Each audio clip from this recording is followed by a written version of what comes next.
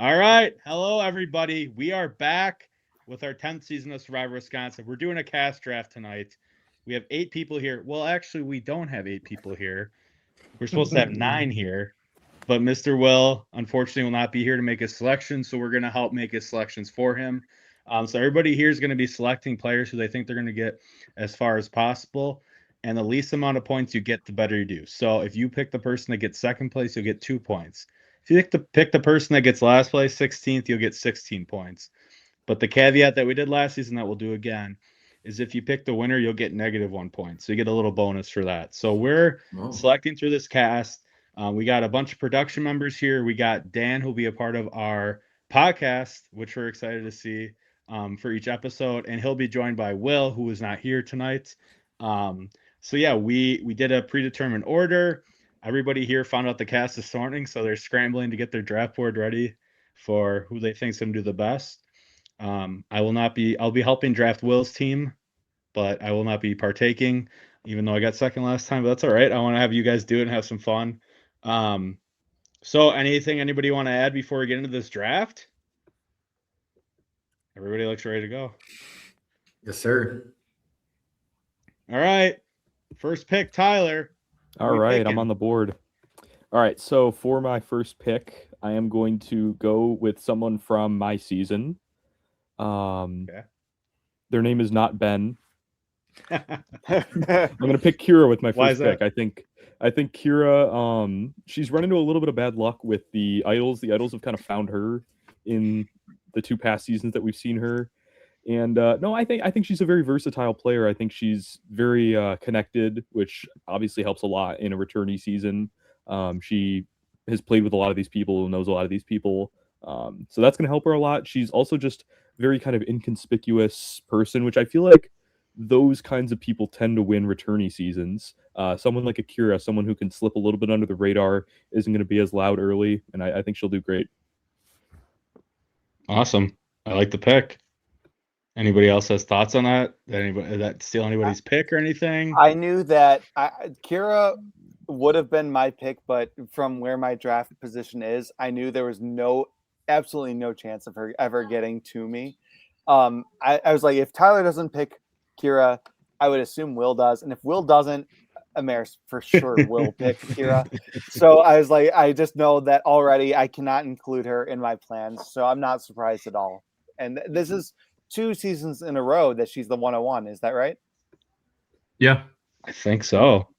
Yeah, Kyra was absolutely a top pick for me as well. I think we've seen her play a very similar game twice and get a very similar spot in both those games. So I know now she's maybe going to try to mix it up a little more, play maybe a little bit more villainous while she's on the hero tribe. And I think that could do really well for her. I think at minimum, she's got a high floor, right? Like we've seen her perform. Like, you're not getting too many points from Kyra, right? So I think that it's a very safe pick for sure. Mm-hmm. Yeah, she's gotten 7th both times, so we'll see how that will play into this. Is he getting 7 points his way, or what's going on? We'll see. All right, so Kyra's the first pick on the board for Tyler. Great pick, Tyler. I love it. So second in our draft order is Mr. Will. Should I make the pick for him, or you want to, Dan, or what do you want to do here? Either way, I spoke with Will about an hour or 2 ago, and he told me who he was planning on taking with his number 2 pick, and so I conveyed that to you, and I don't know if he is just passed out now or what, but as far as I know, that is what he was going with. So Devin, I will let you go ahead and announce who he was looking to pick with his 102. So Will selected the fallen angel from Calm vs. Chaos, 4th place finisher, Pastor James, as Steve would say, Jimmy with his second pick. No, Steve. Steve's pissed. Steve's pick. Come on. I'm not pissed. No, it's to be expected when I got second last in the draft order, as Dan was saying before about Kyra. So, but yes, let's talk about Jimmy and how fantastic he is. No, yeah. Anybody have thoughts on Jimmy? Does anybody else think he's going to do pretty well? I mean, Jimmy's going to come in with a big chip on his shoulder because people know he's very good at competitions. Obviously, he had a deep run in the merge because of his competition prowess. So I'm hoping he does well. Obviously, as a season 8 representative, I would love to see Jimmy go far. And I know Jimmy's always got some tricks up his sleeve. He's the wolf in sheep's clothing. So, I'm excited to see what he brings this season. Yeah. I think, Jimmy, go ahead. Oh, I was just going to say, I think that the tribe setup for Jimmy is strong. I feel like the Heroes tribe is set up more for Survivor Wisconsin era, whereas the Villains tribe might be a little bit more leaning towards the Whitewater side. I think that he will be able to perfectly work with Kyra and Joe and then possibly pull in Ben when he needs to. And then Jimmy is social enough that he can make friends with people he may not even ever met before. So I think that this is a pretty strong pick that I could see Jimmy. He's not going to be a first boot, in my opinion. He will at least make a decent run and hopefully strong enough player to make it to the end for Will. Yeah, I absolutely agree. I think this is a really strong pick. I think we've seen a lot from Jimmy and he'll play hard again. I think he'll be really thrown when he finds out he's on the Heroes tribe. I think he's expecting to be a villain. So that'll be really interesting, but he'll definitely be able to work with the other Wisconsin folks and maybe get in with the Whitewater folks as well. I think I see it going really well for him. I mean, him being a hero, he can live up to the pastor name. Mm-hmm. I think the honest reality is I actually have a completely opposite take, Dan. I think the heroes and villains, what you spoke to, who might run that, might have an opportunity to be a little flip-flopped. Just given, I feel like at least Devin and I know just about everybody on this cast pretty well, who we expect to maybe form new relationships, because you can't just rely on the old ones. And to be honest, Jimmy in this scenario, I don't know if the old ones necessarily are going to take him super far. I could see some of the stronger people from the newer era maybe trying to mention that he's very good at the game and trying to pose him as a big threat, maybe not realizing who the true big threats are from the other seasons. Just basing it off of winning or placement alone doesn't tell the full story of Whitewater back in the day. Some of our worst players definitely went far, and some of our best were getting cut earlier, which is a little arbitrary. But I think either way, whether Dan's right or I'm right, Jimmy is in a really good position. And I think that either way, Jimmy actually ends up doing really well. So, like I said, another player with a very high floor. I mean, makes it sound like I'm right then if you're saying that he does well. Well, I'm saying like in either scenario, right? He would do well, is what I'm saying. Yeah, sure. All right. I don't want to say. Okay, go ahead. No, go ahead. I said, do you want to add to that? Yeah, I just want to add on that, this Heroes tribe is a big question mark to me, really, because you do have a decent split where if they go to tribal, who really knows who's going to be the first out on that tribe? Because there's a lot of people on that tribe who can flip to Whitewater or flip to Wisconsin. So it is a really based on when they come to the game, who are they going to align with first, really? So I see Jimmy. I do see Jimmy for sure making it far, but again, if he gets caught in that pre-merge, it's gonna suck. But yeah. I think those are great thoughts. I think Jimmy, if everyone that when this is airing, everybody will see me and Christian's kind of cast reveal breakdown of why we thought each person was a hero or villain in our eyes, and we did think Jimmy would question being a hero a bit. But I think he's so friendly and gets along with people pretty well that's why he's on the Heroes tribe. And I think me and Christian thought he'd be a pretty good contender as well. But we'll see if people catch on to his tricks, and that would probably be the tell of how well he goes. All right, so moving on to pick number 3 now. Maris, you're on the clock here. All right. Yeah, I'm really excited for this one. I've been thinking about this a lot, and this person was in my top 2, and I was really between them and Kyra. So I am really excited to draft Amelia for my pick.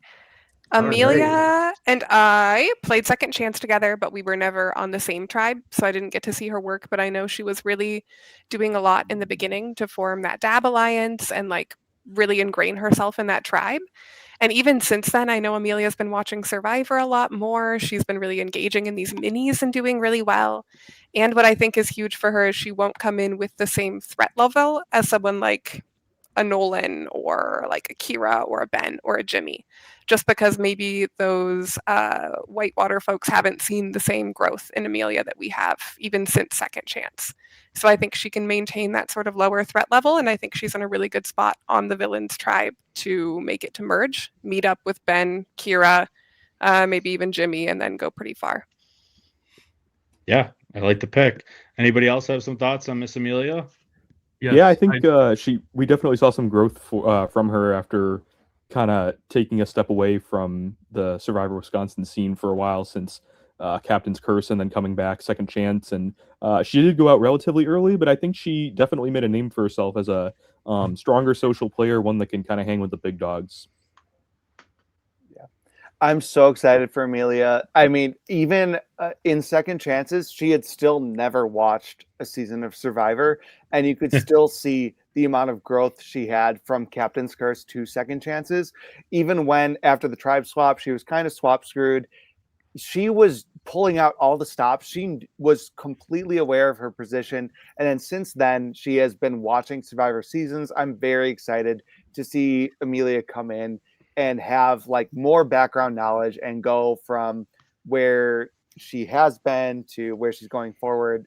I think she can totally do well going forward. I'm very excited to see her play. There's gonna be a lot of entertainment value here too. Oh, absolutely. No, Absolutely. 100%. Every Like, time. just to like add on, like, yeah, like I text Amelia like all the time. Yeah, she's so into Survivor and all this like competition shit now. Like she like is so invested into it. So it's just gonna see the evolution of that going into season 10 is just gonna be phenomenal. And yeah, just great entertainment TV value. So yeah, I will say, like, historically, people who have maybe didn't know as much about it up front and then go down that black hole of Survivor for the very first time, you see them fall in love with the game. It's always really fun to watch, like, in person on screen, and she's been living that out. So excited to see kind of what this next iteration, maybe she saw someone that she really fell in love with on the real show and kind of started to resonate with and said, oh, I could kind of do that. So I'm interested to see what happens.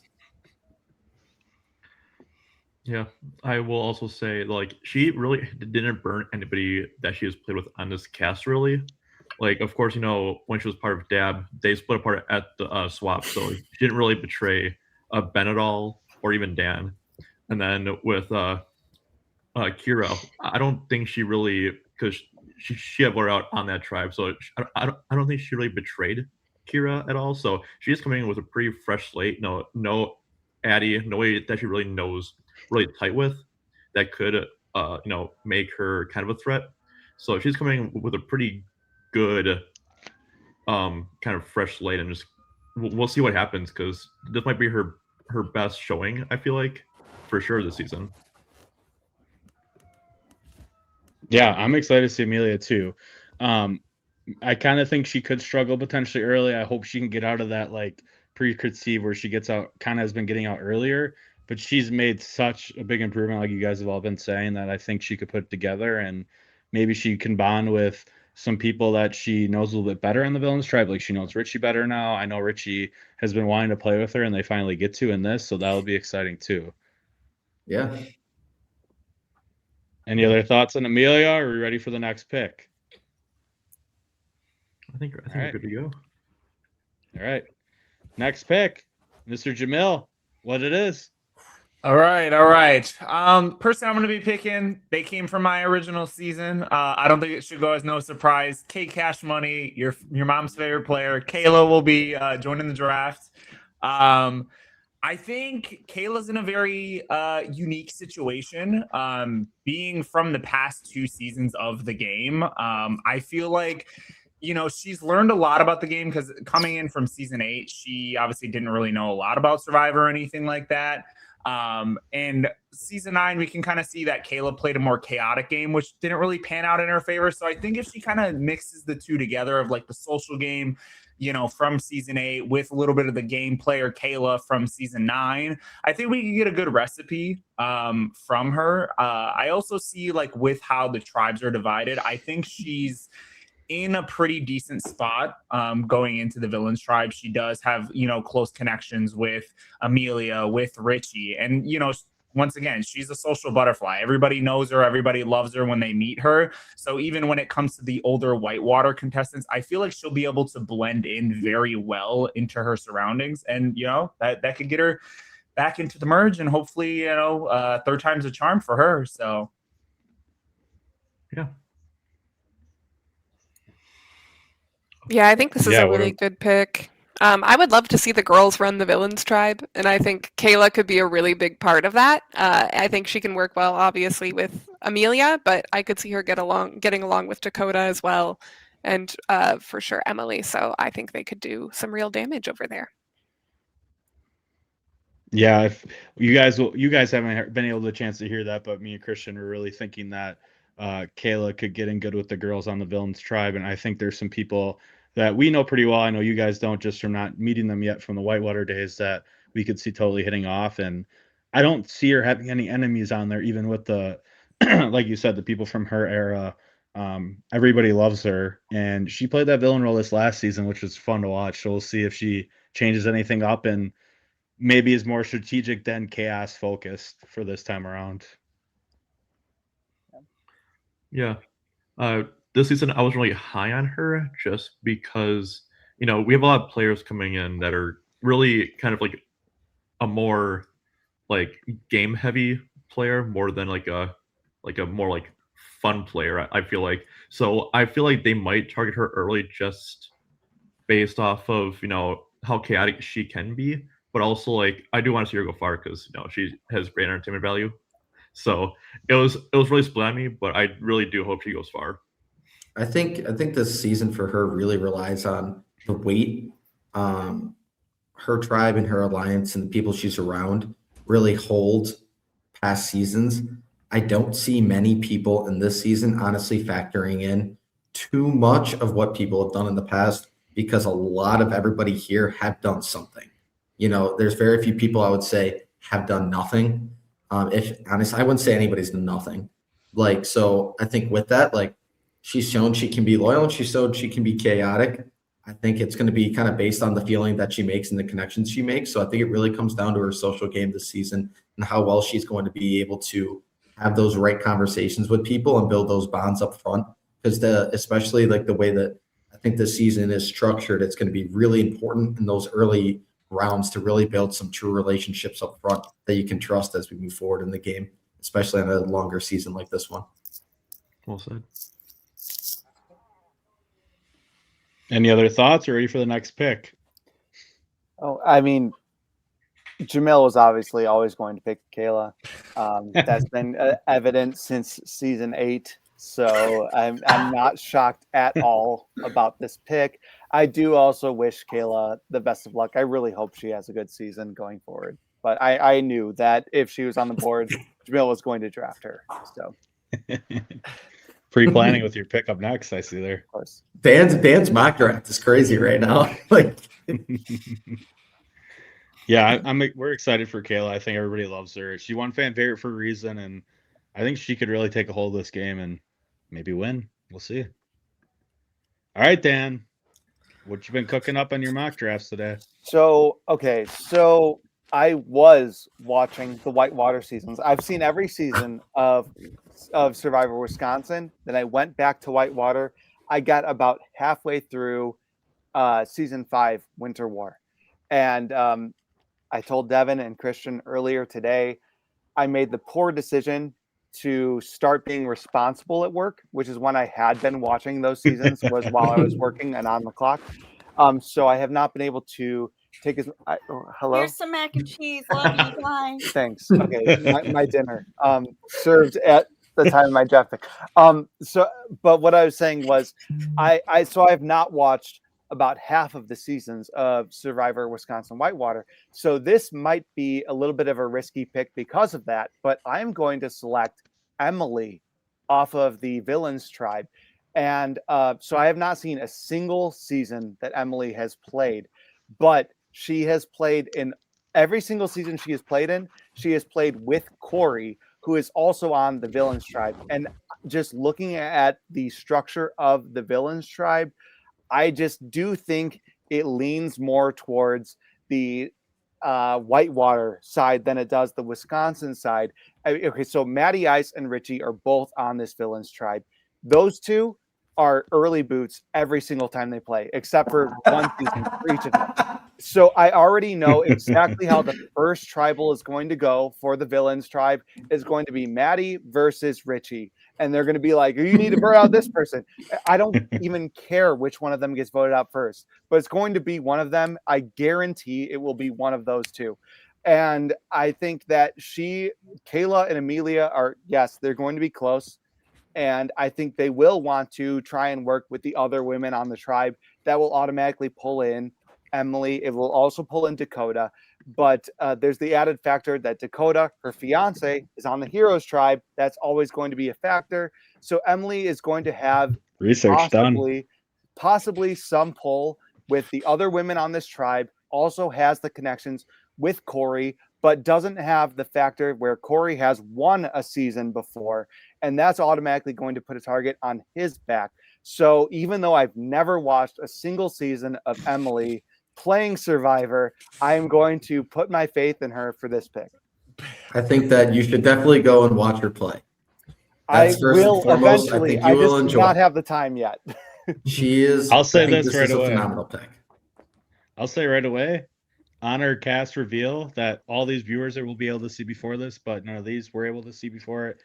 Me and Christian both picked her as our winner pick, actually. So, this. So don't be going to tell the cast that, because like I don't want her threat to just be raised automatically because Christian Devin thinks she's going to be good at this. You know, why would I say that? Why would I tell anyone that and affect my team? I'm not talking about you, Dan. Facts. we know you want to win. No, I think this is a great pick. I think she's like the number one pick from the Whitewater days to pick. I could totally see her getting along with pretty much everybody on her tribe. She has played with Richie as well twice, so she knows how to maybe deal with him if she wants to work with him. And she has worked closely with Corey before as well. But like you guys have mentioned, I think this could be a super dangerous women alliance on this tribe. I could totally see Kaela and her becoming besties in this game, or potentially tearing each other apart when the time comes, which will be great TV. So I know a lot of these, a lot of you guys that haven't been able to watch some of the Whitewater seasons, and I think you're going to really be in for a treat when you see some of these people play, which will be exciting. But I think she definitely almost fell too far. So I think that was a great pick, Dan. Yeah, I think Emily would have been, if I had the number one pick, I would have taken her. Like realistically though, I mean, I've only been scared of maybe a few players playing on a season with me, and she's one of them. Like, genuinely speaking, I love to hear it. She's very good at the game because she does such a good job of like making people feel comfortable with her that they just genuinely want to work with her. And I think especially given what this cast is, if she were to get to the end, she'd be able to make a pretty compelling argument. And so like, I think she's 2 for 2 there. And I don't think there's anybody on this season that she wouldn't be open to working with, nor would she have the capability of making a connection with. Like that's literally what she does for her career, is making connections with people and basically keeping people happy. Like she just literally brings them around the city, goes to get their nails done and eats dinners with them and just makes them feel like we're friends. And that's literally her life. So she's extremely talented. I love it. Keep telling me more good things about my first pick. She failed to get me out. I thought you were going elsewhere with that pick when you said about Winter War, Dan. And I guess just to add, like, I don't know who Emily is, so I haven't watched the Whitewater seasons, but I know like a lot of the new era, they probably haven't watched any of the Whitewater stuff either. So like that's going to have an advantage for a lot of the Whitewater contestants where like you're going in not knowing these people and not doing your research. Like it could bite some people in the ass like with that. So, I mean, I'm excited. To be fair, most of these people haven't watched the new seasons either. I mean, yeah, like, I can tell you right now, Emily has not been watching. She might watch like an episode or two at the end, like on the way up here or something. That's it. And that's why we didn't announce the cast beforehand, because, well, maybe these new people, the new era people know of each other playing. I guarantee a lot of them, I hope not, know about the old school people coming back. So I think it goes hand in hand where a lot of the new people haven't watched the old stuff, old people haven't watched the new stuff. So that's why this season's going to be great. Yeah, and she's flying home from Iceland early to play. So Iceland. Wow. Yes. That's the Yeah, case right there. yeah, yeah. She wants to win. That's how you know she's going to play definitely- hard as fuck. She's going to play hard, yeah. She's Emily, I competitive, know dude. She's absolutely gonna bring nothing it. about you, Emily, but I'm so happy to have you on my team. We're gonna take it home. Well, anybody else want to add anything about Emily? I know a lot of you guys don't know her, but that's all right. If you want to chime in at all. All right. Winner of the season right there. Maybe we'll see. I think so, since I picked She's her. she's a strong pick no matter what. Like whether she wins or not, I think that she's definitely like going to do well. Dude, Well, the girls are I'm getting officially rooting for her. All aboard the Emily Oh, bandwagon. dude, this season is just men's egos clashing, and the girls just going to be using that against them. Like that's just what this is Exactly. going to be. I mean, the draft right now, Like- 4 girls have been picked out of 5 picks. Yeah. So far, Yeah, so. and that's Yep. coming from me, who probably is the biggest ego of all the men on this season ever. So like, You said it. we're working on it. We're working on it. All right, I'm working All on right. it. for a while. Well, great pick, Dan. Next up, Team Alex, 6th pick here. What are we thinking, man? Dude, I might have to hop on the girls train here, man. You know, I'm surprised that she has fallen this far down. I've got to pick Emma. Yeah, She all right, has- yeah. Great pick. She has never Screw you not guys. made the merge when she's played the game. And looking at this cast, she has the ins with so many people. She has played with a lot of people as well, and no one hates her. Not a single player hates Emma. And she is so good at just kind of laying low and then attacking right at the merge. And she has done such a good job throughout her games and just kind of playing the way that I wish I could play. And yeah, like again, she has so many ins just even on her Heroes tribe that she can, latch onto. And she is very good at making alliances as well and just kind of getting to know people. So I can see her totally making a merge again and just hopefully, winning, because I would love to see her win. But yeah, that's for sure my pick. She's very similar to Love it. Emily, actually, like play style and archetype for sure. Like it's like literally the hero and villain version of their archetype, basically. Yeah. And I wish I could Yeah. play more Emma's- with her on Evolution. Yeah, Right. I was Yeah. so excited to see that Emma was playing since we got to meet Emma since she has been the photographer during the past couple of seasons. And so I was hoping Emma was going to play again. So when I finally got the cast list revealed, I was very happy to see she was playing. I am shocked to see that Alex did not pick his own brother as his first pick, though.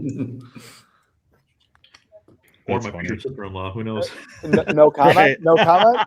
Well, that's the thing. I did some social media stalking after we got the cast today and learned about Connor and Dacota, and then also seemingly seeing that Emma and Dacota are pretty good friends as well.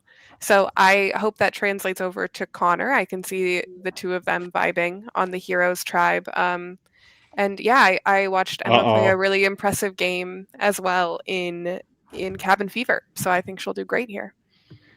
I think we have a surprise guest joining us. Well, How fun is Sunday?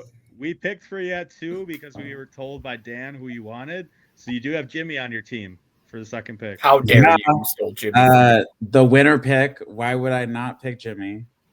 Whoa. It's not a bad choice. Yeah. Not a bad choice. If y'all didn't pick Jimmy, that's y'all's fault. I don't know why you're sleeping on him. You were the 2nd pick. We Yeah, didn't Tyler. Tyler was the only one that Listeners, You should have been one. Just talk to Tyler. Outside of that, like Let's finish up talking about Emma for Alex's pick, and then right after, I do want to hear Will's thoughts on why he would have taken Jimmy if he was here. No, the only reason I didn't pick Connor or Dacota was because I know Emma will probably go further than both of them. Like, if people pick up that Emma is close friends with Connor and Dacota, they'll probably target the couple first before the close friend. That's why. But yeah. Yeah, I think it was a great pick. I think she could go really far. She knows the game in and out now, playing twice, and she's played with some big personalities. She's really easy to get along with, too. I could see her and Kyra really getting along, actually. I think they're very similar personalities, so I think that would be great. And like you said, she knows Connor well. She's best friends with his fiance, so that's gonna go a long way. But I think she'll put game over of friendships in this. Honestly, Probably. I hope she does. I don't blame her either. Like, No, Deb, what did It'll you be good for her. famously say? You have enough friends. You're here to make enemies, right?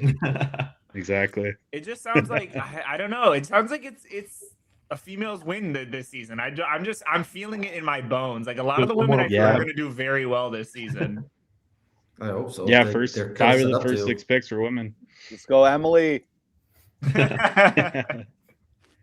Okay, so great pick, Alex. So Will, your second pick, Jimmy. Give us a little insight of why you wanted Jimmy.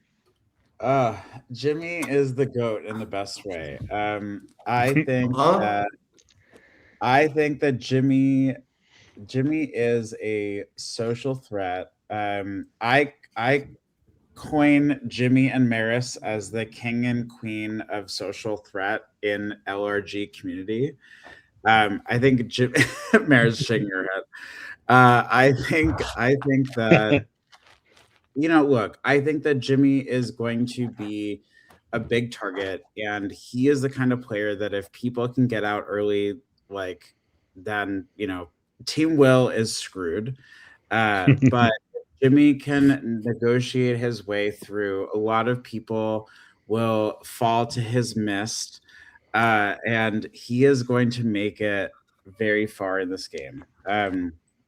If Jimmy can slide by, I would say the 5 to 7 route that Team Will tends to fall privy to, he's going to slide to the end, and we are going to be solid.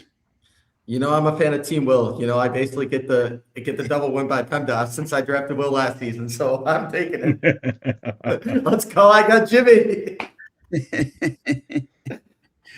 I think Jimmy has a way with words. I think Jimmy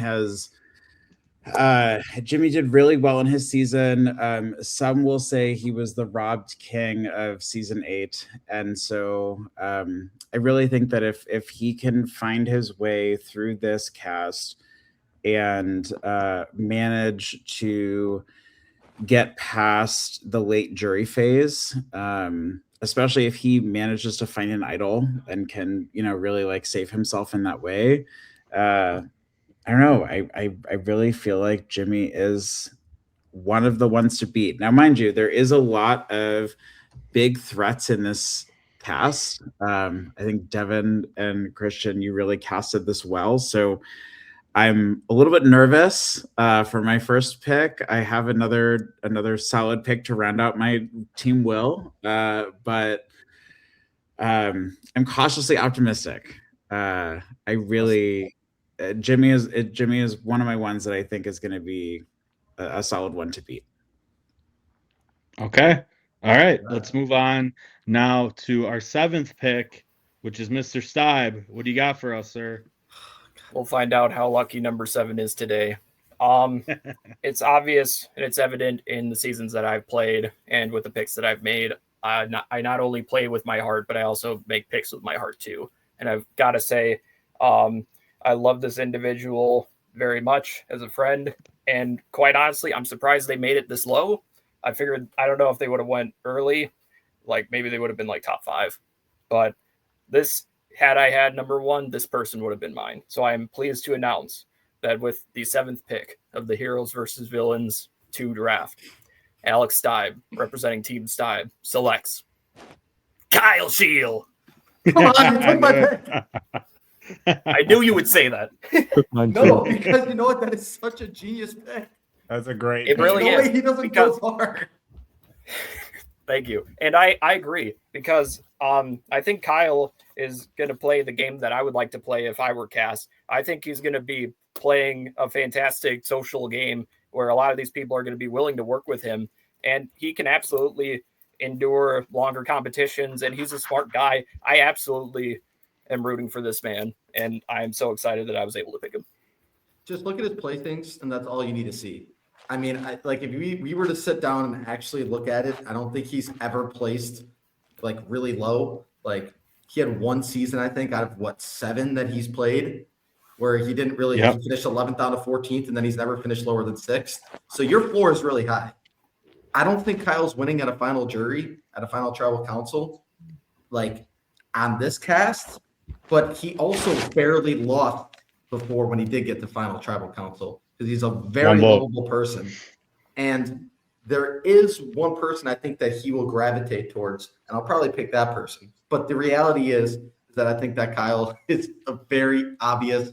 When you work with him, you know you want to work with him. You feel like you can trust him. And I think it'll be interesting because I think there's going to be a little bit of a fight over who gets to work with Kyle early on and who he's aligned with, which will be interesting to see where he actually ends up, who he works with, and basically gives them his vote. So, I was going to pick Kyle. Oh, you were? Yeah, all right. I was going to pick Kyle. I think his energy is absolutely infectious, and it's the type of person like that you get him into the game, and boom, all of a sudden they're in the final 6. Like you blink and they've slipped under the radar. They've kind of used their larger than life persona, used their energy to kind of propel themselves into alliances, propel themselves through the game. And I think I see that happening with Kyle, especially in a cast of some serious gamers. I think he's going to bring a lot of fun to the season. I love that line you use, propel himself, instead of propel himself further as like a threat, like into alliances. I think that's a really good way to describe it, like how he plays this game. Yeah, no, Kyle's a great pick. I mean, he's one of the, I think, the few people that are very integrated with the old school and the new school, like helping out with production in the last couple of seasons. So, you know, his social game is going to be rock solid. I don't see Kyle being an early boot in any world. If there is, an idol got played and Kyle got fucked. Like that's how I see it. Like Kyle's going to make a deep run, I feel, for sure. Hold on. Stop. I would need, sorry, Amaris. I just need a little bit of clarification. You said if this was your 101, you would have taken Kyle, but I heard you were the certified 101 Jimmy Glazer. You would have taken Kyle over Jimmy? I'll be completely honest. Yes. I believe Jimmy does have a larger target, and I do think Kyle has a large target too. There's plenty of big fish in this tiny pond that we're calling season 20. And quite honestly, I think y'all have made fantastic picks, and we've made fantastic rationales for each of them. But yeah, I stand by that. I would have picked Kyle. Yeah, I agree with Jamil's point. I think Kyle's a really excellent pick in that he has seen so much of the evolution of both, I think, maybe some of Whitewater and then into Wisconsin too as a production member. He's seen all of these new era folks play and they know him, which I think you can see yourself working with someone that you've just met before or seen before. I think it'll be a real advantage for him. And I think, like we've said, he's so lovable that he'll make friends with anyone on these tribes. There's no way he doesn't go far. I'm sorry. Yeah. I would, if I had to give him odds of not making the merge, like I actually think like it'd be like plus 1 million. Like I am so confident unless something insane happens. Like I don't think this guy's ever made an enemy in this game. Like this guy has written down my name, and I've literally gone to him the next round with a smile on his face, telling him the plan. And I knew he was going to stick to it. Like I don't know how else to explain this. Like it's unbelievable. I think the only way Kyle goes out earlier than we're anticipating is if which he will latch on with a really, really big threat, and to damage that really big threat, because let's say they win immunity, they will try to vote him off to damage that big threat. That's like me and Christian talked about this in the cast reveal. Mm-hmm. That's like our only like possibility. We think Kyle will get like below top 6 or 7 probably. Sorry, had to do it. Didn't even think about it. Yeah. Yeah, no, I think it's the pick. Any other thoughts on Mr. Kyle? That was going to be my pick because it's literally like there goes my guarantee high floor. No, I got all the risky guys left. Pretty much everybody who's got great risk in this game because it's very variable on what's going on. You're not going to take your brother, right? Alex, what were you thinking about with Kyle, though? I will say, he's played with Connor before, so he might latch onto him, but also, like, that hero tribe is also very likable. So people will really want to play with Kyle just because everybody is just so cheerful in that tribe, Yeah. So, like, it's like, honestly, yeah. So I'm really hyped that Kyle's playing, and again, hope he goes far because I wish I got to play with him in Summer Solstice. So. Oh yeah. Yeah, that season. Stop, great pick, man. Yes, and I appreciate all of you gassing up Kyle. Much appreciated. Thank you. That's why he's the ultimate hero. Everybody loves him. Yep. All right. Christian, I'm ready typing who I think you're going to take, but let us hear it, please. Yeah, I mean, obviously everyone wants me to take my brother, and I get it. I love him to death, and I think that he's an astronomically amazing player. But he is the only, is he the only winner on this cast, right? One of two. One of two? Vin and Corey, one on Yeah, each right. side. That's right. And which winner do I think is going to go farther? That's right. The refrigerator himself, Vincenzo Petrosello. That's who I'm picking. And there's one major reason why. When you guys meet Vin, at some point, he's going to walk into the room, and by the end of it, you're going to go, I don't know why I like this guy, but I just do. And he has that effect on it. Like, I literally met this guy, and he was telling me how he thought the New York Jets were going to win the Super Bowl that year. Let me tell you something that's never going to happen. But he made me, in a moment, go, oh, my God, they might actually do it. He made me believe something for even a slight moment that was so delusional. And my opinion switched. He became one of my very close friends after that. And, he's flying across the country from Jersey to come play in this game. And, I mean, quite frankly, he's a lovable person, but he's extremely strategic. And on top of everything, he will be the person Kyle goes to. I would place real money on. I would be shocked if he would go to Vin and then probably Connor second. That would probably be the 1-2 punch that I would go. And so I could see that already being an intro to him to a lot of people, because he does not know pretty much almost anybody outside of the people he's basically played with, which is very few on this season. And I'll tell you right now, Richie does not like Vin. So that in itself will be voice day one. I don't know why. I think it's just because they never even really crossed paths in any way. I don't really know why Richie has a reason not to like him. I don't know what happened there, but I just know he doesn't. So I think that'll be really interesting, off rip. Obviously they're on opposite tribes, so I don't think it'll affect them. And I think he'll have a good enough time to kind of build a relationship with the people around him. And I don't see him not being able to work with anybody on that tribe. I'd see him be pretty open, and that's going to be kind of his best thing, because he's done this before. He's come in not knowing a single person before and done really well. So yeah, Vin's a big personality. He's very nice. So he's on the hero, where you could argue he's a little bit of a villain too, but he's so friendly and so likable that I think he's going to do good. I think me and Christian thought that there's a little potential for him to get out early, potentially, if he just doesn't get an alliance going. But I feel like the soul shower beforehand that they're all getting, and just him building some time with these people, I think they're gonna love him. And he's the biggest shield you can get with how big he is. The dude's 6'7". So yeah, his shoulders are the width of your refrigerator. I'm not kidding. He's larger than a refrigerator. He's a teddy bear, and he's won the game before, and he's gotten to the final tribal, and he's lost to Christian. So he knows what he needs to do. And yeah, I could totally see him and Jimmy getting along really well, actually. So that could be a scary. His last showing they was might come for each other. The worst decision ever. To be honest, but regardless, he's definitely I just don't see a way that he won't get along with some of these people unless something weird happens again. Something very odd would happen. Yeah. I mean, with Reed's thinking the Jets would be anything above a 2-win team. I mean, Right. he's clearly knows what he's doing. No, dude. All I'm saying is it's unbelievable that he even for a moment made me go.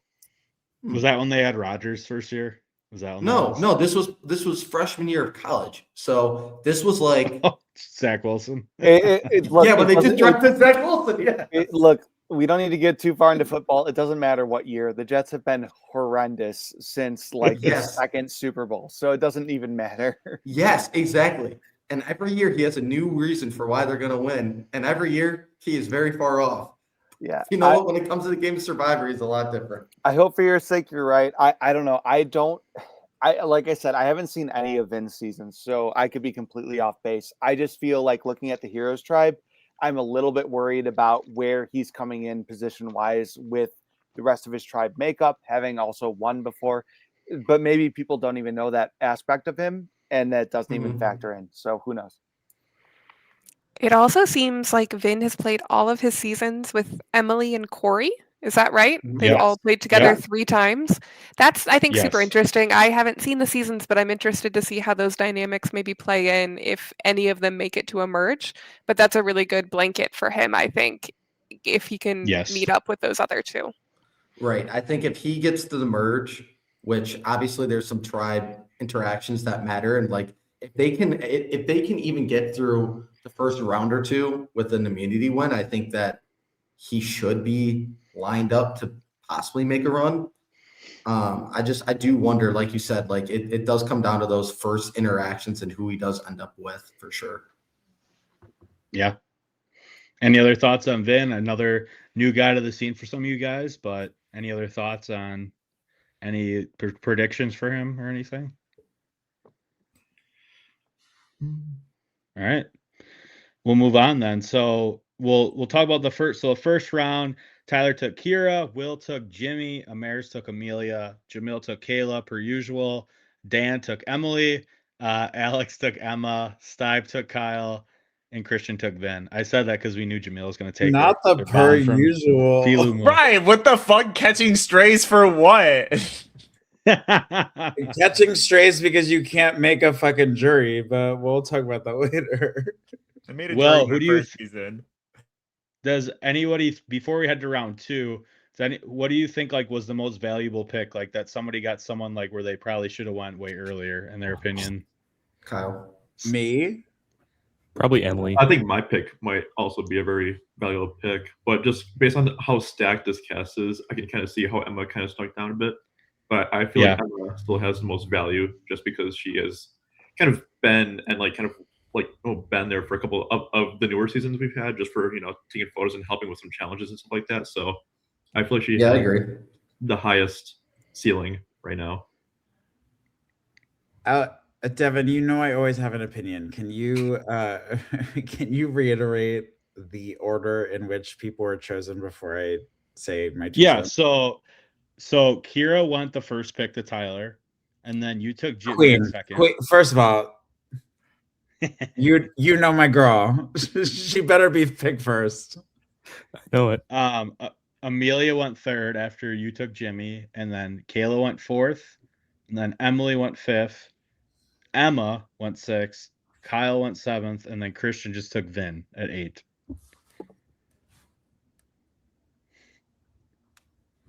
Are you surprised, Will? How about this instead? Are you surprised anybody went this early already? No, I usually have opinions. I don't have strong ones about this one.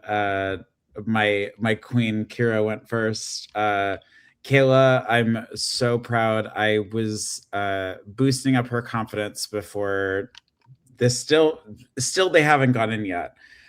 But I was boosting up her confidence before she came in. I think her gameplay from season 8 to the untalked about game to second chance, she has developed her game in a very solid way, and like I honestly think of all of the people who I know from Wizco, she has had the most development of anyone that I've seen. No shade to the other people who are on here, myself included.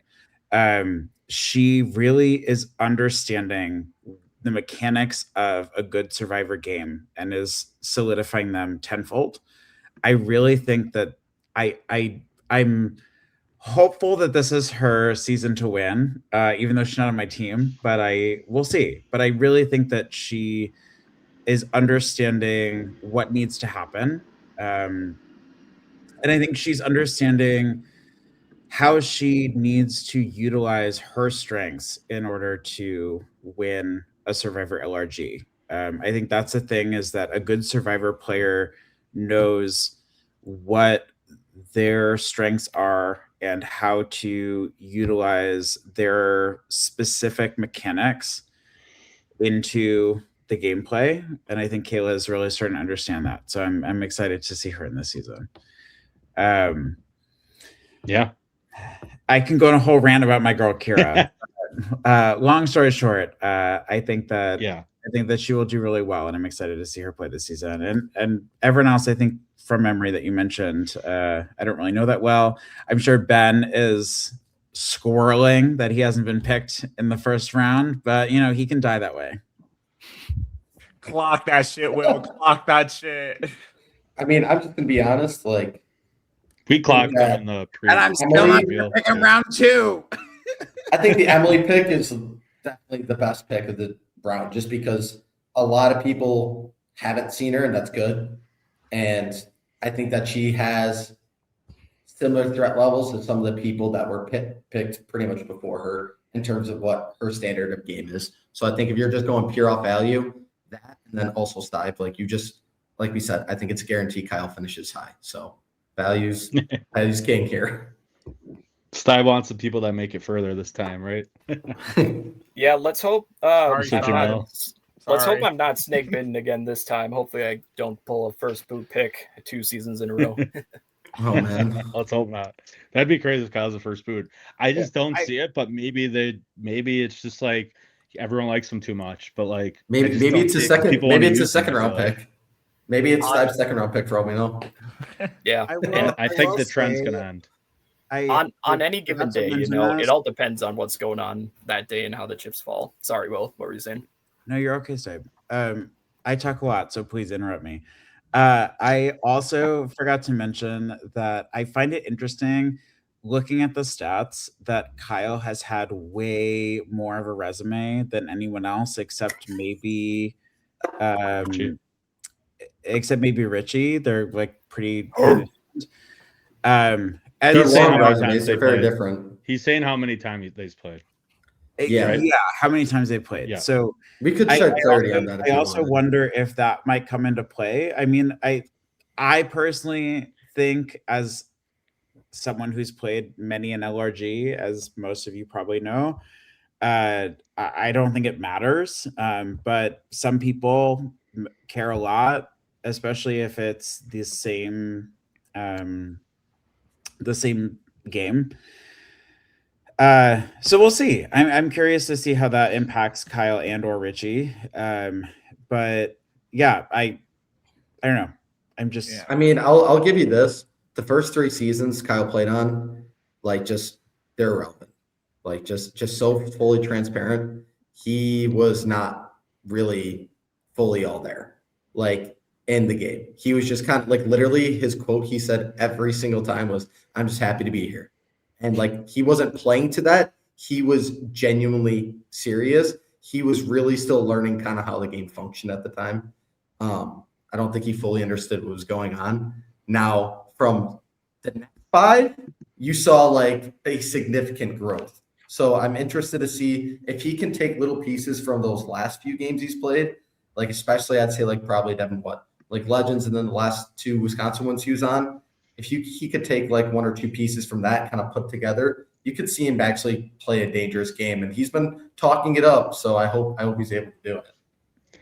If he can use these people, I feel like a lot of these people are like that he's worked with before, or they just know him because everybody that's playing kind of knows him because he's been around everything and involved in production. I feel like some people think are gonna take his kindness a little too much, and I feel like he's going to have so many options like he usually does in our games.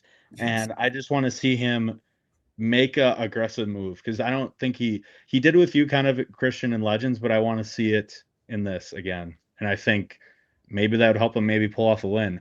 I wonder if he could convince a jury to win, but he almost did it before, and he almost beat one of our best players in the Whitewater days. So I guess you never know. Yeah, I mean, he took a shot at me at like the right time. Like, genuinely, he strategically was figuring it out. And it was honestly like probably the cutest moment I've seen on all of Whitewater. He's like, "Christian, you've always been telling me over the years, like, the advice, I got to make my move. And while I'm making my move," and he held up my name for the first time ever. And I put an idol, and then he went home. Awesome. But still, like, that, the point is he's like, he actually has that ability. It's just, I think perception in this game is king. And I think the way that a lot of people are going to perceive Kyle and what is going to be his new reality as he's learned the last few years, I think he could play to that really well. Look, Kyle in the first Heroes vs. Villains made it to the finals and somehow came in second place when he literally came up in Final Tribal and just was like, I had no idea what was going on this entire time. Here's some Harry Potter Yes. references. I love you all. Still managed to get votes, having admittedly said he doesn't know what's going on. He is that likable of a guy. I never really fully met him until Second Chances. He was on production. Instantly fell in love with the guy. He has that ability to him. He's only gotten better like since that first point in the original Heroes vs. Villains, where he can actually apply like strategy going forward, in addition to him just being a generally likable guy.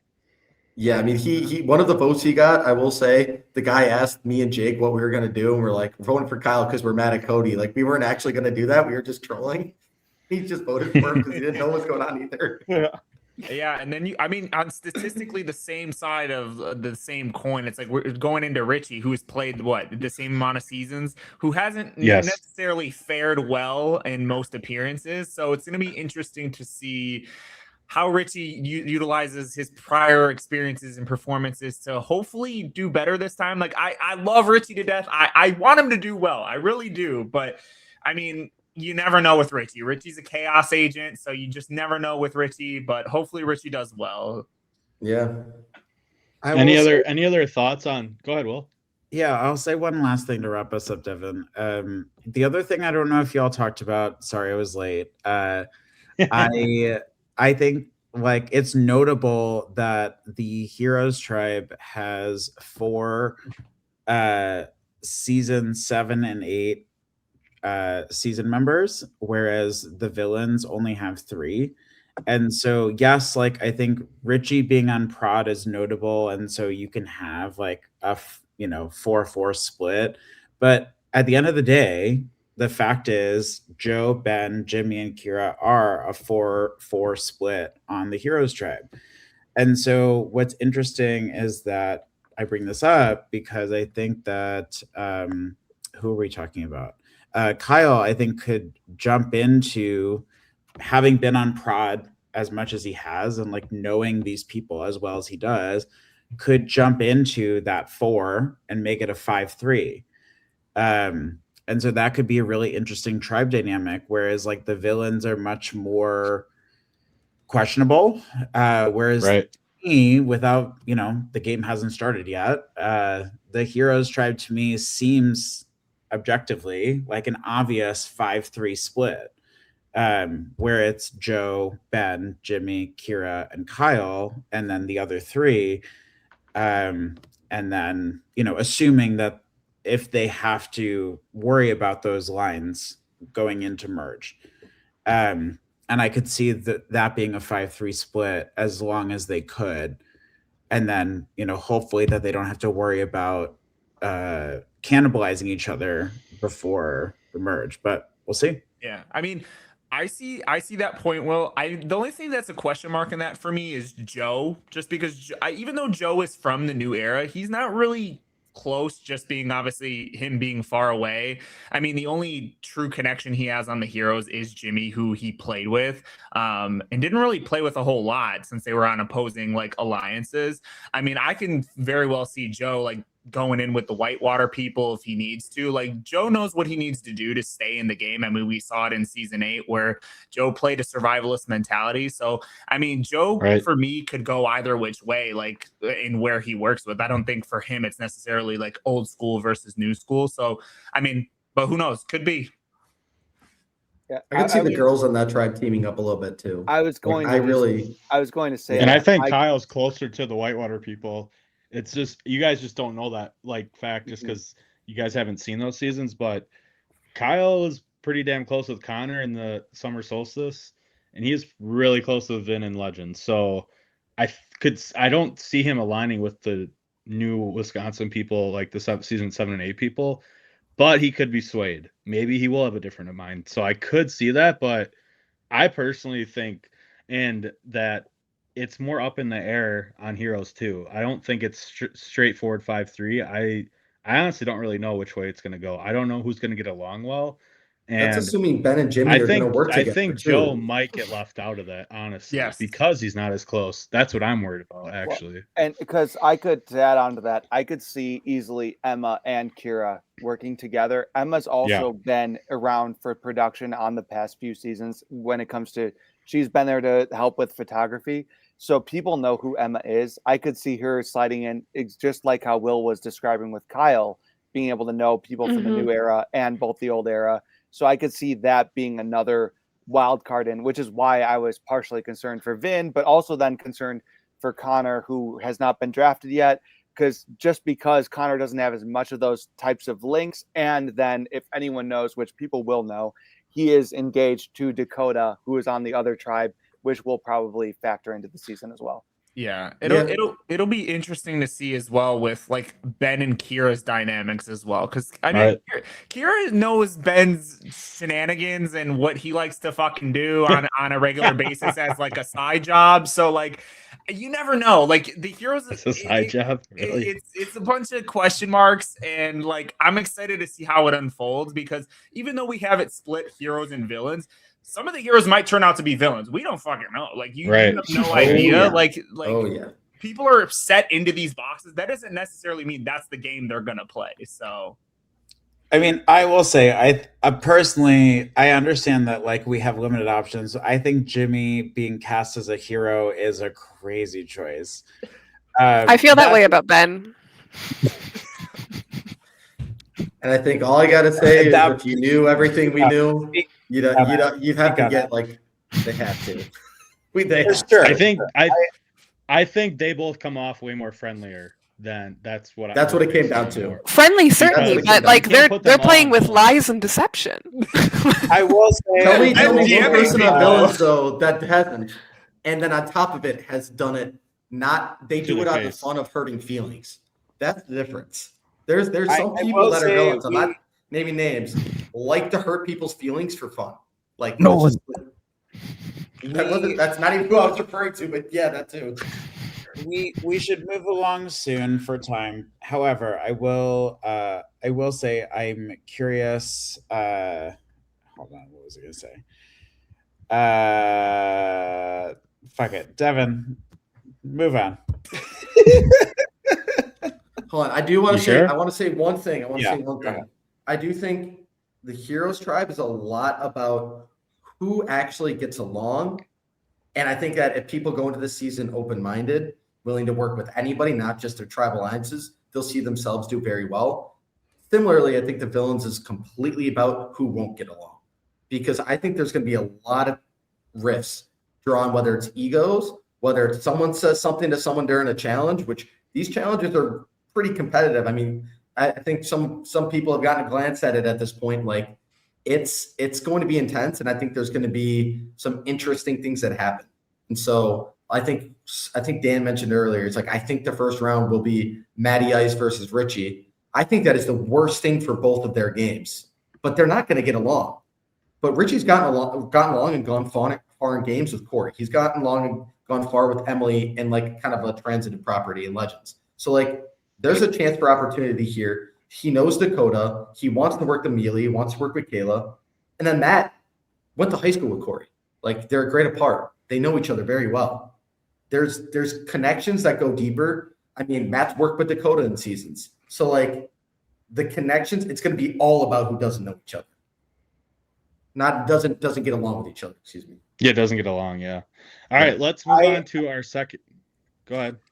No, 2 seconds. I remember what I said is the insider tip. If y'all didn't know, which I'm sure most of you who watch don't, unless you have played a Survivor Wiz Co season. Ben apparently loves a spreadsheet. He had a whole spreadsheet for season 9. Which was Second Chance. And so I'm curious how he's going to do when half the cast he hasn't met in person he can't get the insider tips to have a goddamn spreadsheet. That's the point too of the season. I thought I was so calm and collected about my job, and that I had everyone like fooled. I thought I was convinced I was a master manipulator. And they looked at they, being Ben and Vincent, looked at my LinkedIn. Shout out to the LinkedIn. So I'm very. Oh my god. The relevance of this is their mind. I'm very curious to see how it works on this season, where they don't. It won't work well. These people. Well, let's touch on that when they get picked. Yes, please. Like, twist this round. Yes, because like Will, I'm serious. That's something we definitely want to speak to for sure. And I'm not All picking. right, Love the girl, but I'm not on my team. Fair enough. Awesome. All right, Christian, let's kick off round 2. You pick Vin first round. Who's joining your squad? Yeah, I've been sitting here kind of mulling my options for a lot. Because like it is a really hard pick. Because I think at this point everybody's a little bit of a wild card.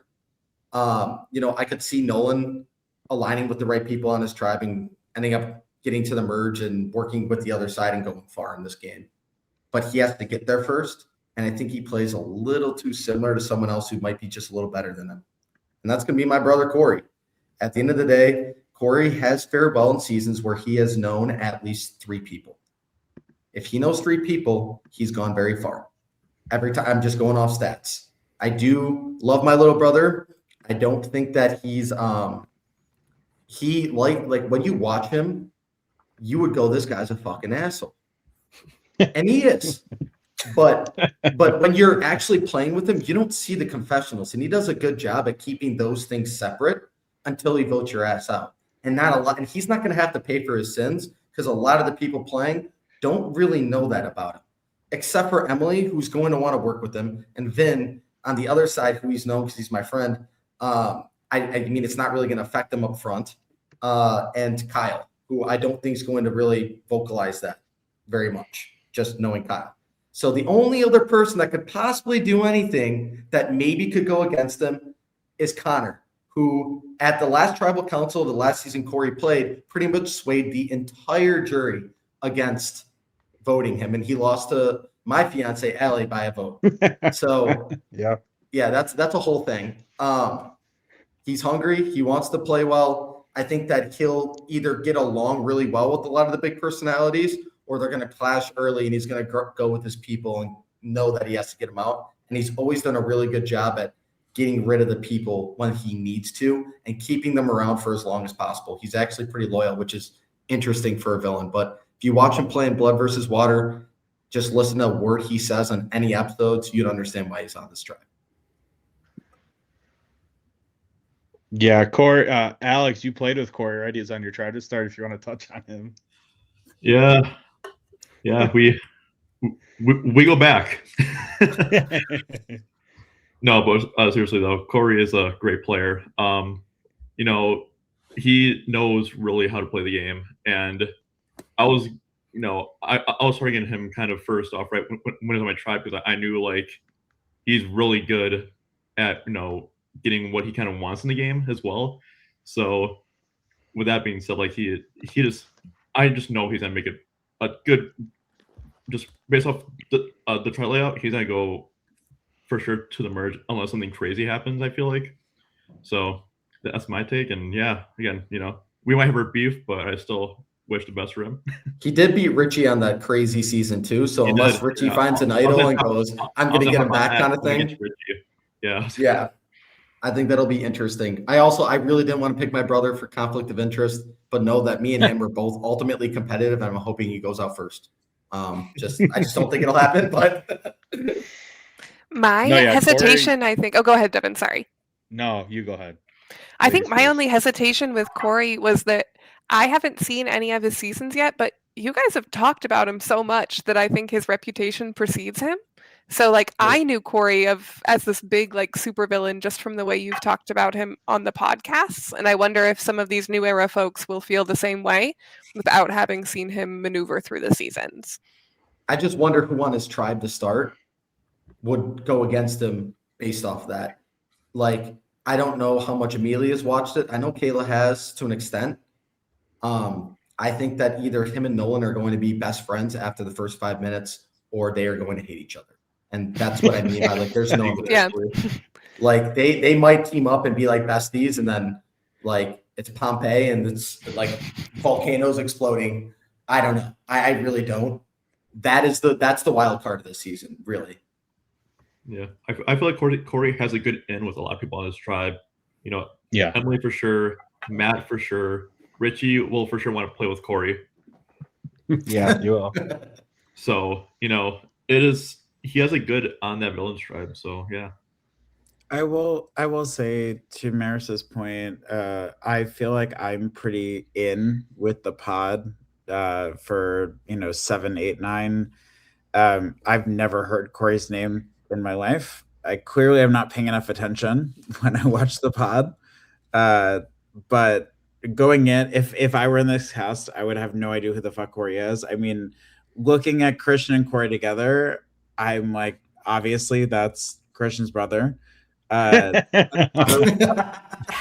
I not had Christian's like mini face under Corey, would not have pieced it together, because mind you, I'm not the brightest light bulb in the bush or whatever the fuck the expression is.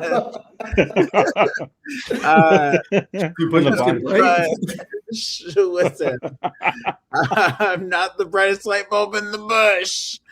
I said what I said. I'll double down on it. But yeah, no, I think that for some people, like a Richie who knows this game and knows this, like these casts, I think that the board will spread quickly.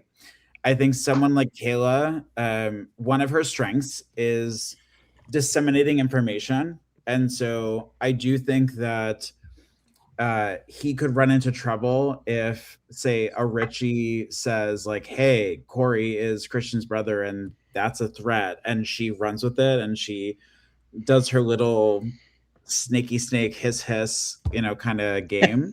Yeah. Look, but who would she go to is my question. That's like the only thing I'm thinking is like everything you're saying, everyone's bringing up is so valid. Like anybody finds out anything, it's like, yeah, absolutely. But the people that know are the people, at least on his tribe, that he would work with. So I really think it would have to be an idol.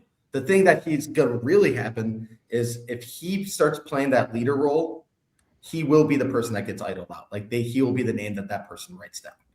And there will be idols in play at that point. So spoiler, wow, like surprise, but that would be like he does step into a leader role sometimes a little bit to a fault. Like if there's a real drawback. Yeah, I think Corey, I think a lot of us are predicting it to be kind of a female ran tribe over there based on how the picks went early on. And I think it might be a battle between Nolan and Corey who gets in with them, to be honest with you. I think there's like just a lot of loose connections on there, so it's just going to be really interesting to see on the villains tribe if anybody's going to be really like fighting for power or they're just going to be kind of trying to play nice in the beginning. And I think Corey could try to do that, to be honest, because I know he cares a lot about this, and he reached out to wanting to play again, and he has nothing to prove in our eyes, so it's going to be really interesting to see what he does. Yeah, he just got back from Dublin too. He flew across the country also just to he wanted to. He's like, I'm coming back from Europe and I'm staying here. So yeah, the people that really care about this are playing, and there's people that said no that we've tried to see if they want to do one more time, and they're the people that did are on for a reason. So all right, let's move on, get this thing going a little bit faster. Second pick, second round, we got Team Stive. Who we thinking, sir? Well, this is an interesting position to be in. We got 7 people left, and for those watching at home, I can go ahead and read them off. We have Connor Tess, Rich Dog, Dacota, Maddie Ice, Ben, Joe, and Nolan left.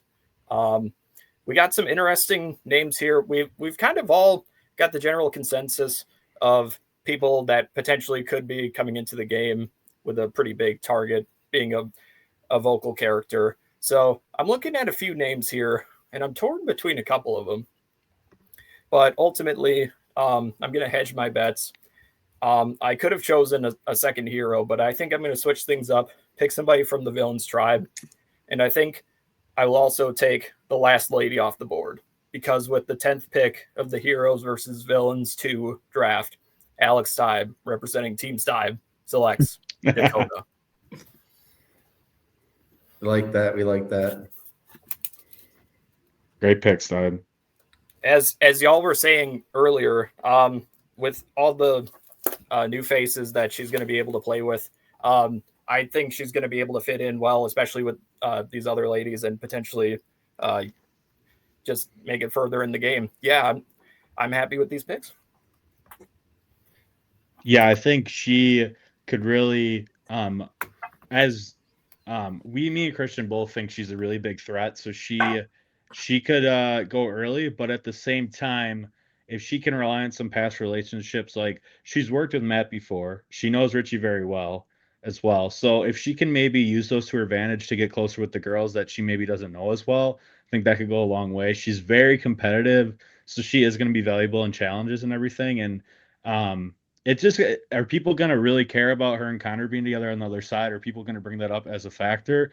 Or are people just going to be like, well, everybody's a big threat, that doesn't matter to me? So I wonder how she's going to handle that, if she thinks people knows that, or if she just assumes nobody knows. So I honestly hope somebody brings it up to her and she can squash right now. And I know for a fact, and Alex can maybe back me up on this, I would think her and Connor are going to want to play on their own. So they're both very competitive people, and maybe when push comes to shove, they'll watch out for each other a little bit. But I know at the end of the day, like, they're both really competitive and want to win, and they both have came really close to winning in past seasons. And I know they've been waiting for their chance to do it one more time potentially. So I think it's a really good pick at this point. And last girl of this cast, 6 out of 16 people, so we're happy we're getting almost even there. I think she was the most valuable pick now. I think Emily was, and now I think Dakota's taken that spot with how late it is. Yeah, I think hearing about Dakota's connections, I do worry. Like, I do think the girls will have an advantage on the villains tribe, but like, I just worry that Dakota's gonna get Annika treatment in season 9, where they're like, she's got connections on the other side. Let's knock her out, and before she can reach that other side of the whole game. So that's the only worry I have for her. But hopefully we don't see that repeat itself, because that's tragic to see history repeating itself.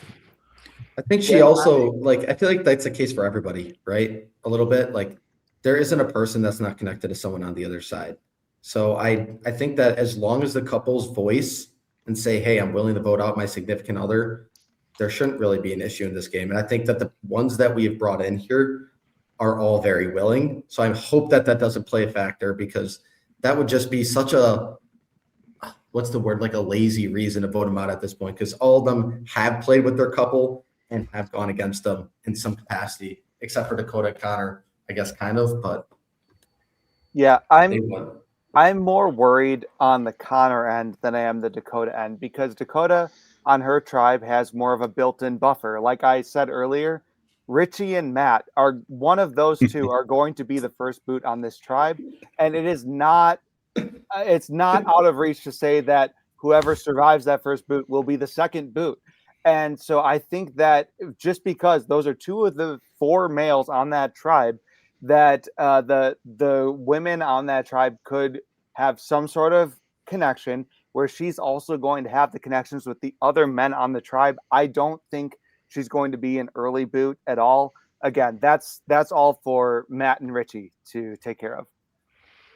Yeah, I agree. I think Dacota. Oh, sorry, Devin. Go ahead. Go ahead. Don't apologize, Paris. Speak your voice. I think that Dakota is a really excellent pick. She was really, really high on my list, and I'm bummed to not be able to get an all-female Team Maris. But I think that we've seen her compete really hard in these other seasons. I have a question. Did she and Connor meet during Survivor Wisconsin season 1? That's bananas. Robert, I was watching that. it. At some point, she forgot his name, and I was like, that's your fiance, girl. What do you mean? Oh no, they just got engaged. They met. Situation. Yeah. That's so fun. She used to date someone else, actually, who was. We don't need to get into that, but we do not. As a single person, I am so horny for. Can I say that on this pod? I'm so horny that they met on an orgy. That's awesome. We're all about bringing people together. Am I right? It's all if love. Anyone's gonna say I'm so horny for Maybe Amelia and Ben will be allergy next. man.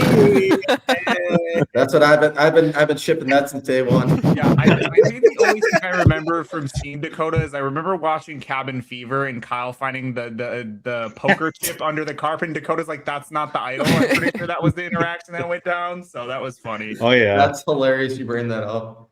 Also, Dakota Yeah, looks she's- really tall, right? Dakota's Yeah. tall. she is. I love to see a tall yes. woman succeed. So I'm high on Dakota. She's gonna be a Yeah. presence, and that's gonna be interesting to see if people care about that or not. Because I know she's softer spoken too, so I want to see her speak her mind a bit more, because in her confessional she always does, and she's played enough that she knows what she needs to do now. Like, she's played, I think, 3 or 4 times before, so, and she's made it like certain parts. She's gotten to the final tribal council and got second. She got out the last time she played, I think the best she played in Cabin Fever. She got out like right before the end. So yeah, she's really close with Emma, obviously her fiance, and she knows Kyle well, and they're all on the other side. But she knows Matt pretty well. She knows Richie, which I don't know if she'll use that or not.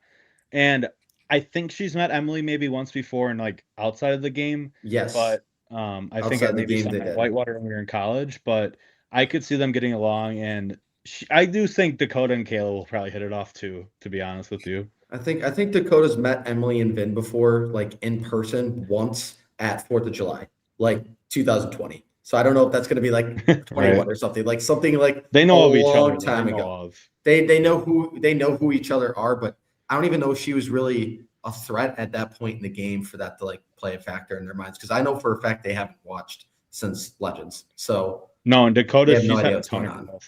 growth in her game. Alex, you got any thoughts on Dakota? Well, obviously I do. No, I think, of course, she will go further than Connor, but just kind of You think? based off that, just how far will she go? Because, yeah, I'm picking a side. I'm picking Dakota's side over Connor. All right. Let's go. But no, yeah, I totally see her. blood. I totally see her going a bit further than Connor, but also just she is such a well-spoken person that she can easily make alliances just based off of just being how outspoken she is about stuff. So like she can totally cruise and make it to the merge and kind of see how it goes from there. Because if Connor and Dakota make it to the merge, then it's like Right. people will start thinking like, okay, we can't really. It can be like a Boston Rob and Amber type situation. Do we want to take them out, or do we want to hold on to them because they might be big threats that we want to hold on to? So that's kind of how I see Yeah. it. But yeah. Any other thoughts on Dakota? Anybody else? Go women. Yeah. Yeah, we'll see how she does. She's a smart cookie. She's in my marketing class in Whitewater. I know. All right. So next pick. Speaking of the devil who just talked to us, we got Alex. Who we thinking, sir? I am the devil, so yeah, no kidding. Corey did. Well, Christian did pick Corey. I think I might just have to, pick Connor now. I'm picking Connor. You just got to go with your heart. It's your blood. Yes, It's your blood, man. He's got a You lot of have to. potential, man. he does. And on this Heroes cast, people might know that he's my brother, and that might go somewhere, maybe.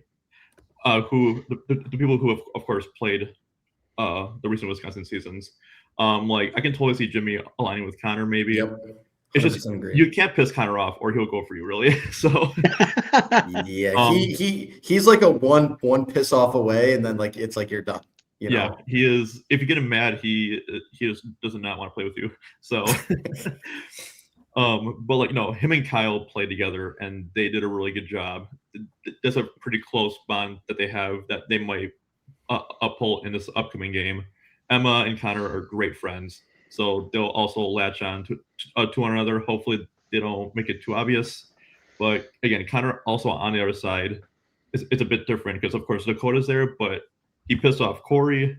He's pissed off. Well, Matt's pissed off Connor. So Connor might not ever want to play with Matt ever again.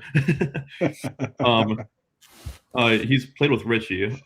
So he's met Vin out at the bars once too. Yeah, that's okay. Once or twice. Like yes, back when like kind of between Legends and 6. All right. Again, visited once or twice, and Connor was out. Yeah, that might They also did be get a along. connection. So, Yeah. but yeah, like he has a lot of connections. So I do see him if he does play his cards right going far, but also who really knows because he is also a pretty big threat. So Yeah, he's he's competitive really as gonna well. kind of find an idol and kind of roll with it like he did in Summer Solstice, really. So He played a lot like Jimmy did in his season, respectively, in Summer Solstice. Like they had Yeah. very similar story arcs. And I think a lot of people left that season feeling about Connor the way that everyone right now is feeling about Jimmy. And I think you got some good value here because of recency bias, because I think that Connor's definitely up there for sure for one of the better players we've had. yeah. It just shows how good the cast is too when people like this Yeah. are falling this far, you know. Oh yeah. It's Some gonna big come names down that to have been people are drafted. gonna. It's gonna come down to a lot with Connor and Dacota who just went. Like, are people gonna care that they're together? That's kind of where it's gonna go. I think some people might, but at the end of the day, I feel like in the beginning, I feel like if they're together in the merge is where it becomes more of a problem, in my opinion. But Yep. I can see people trying to think of anything to get rid of anybody. But I think if people have open minds, it's like pretty unpredictable what will happen. So we'll see if that happens this time. Will looks like he has something to say.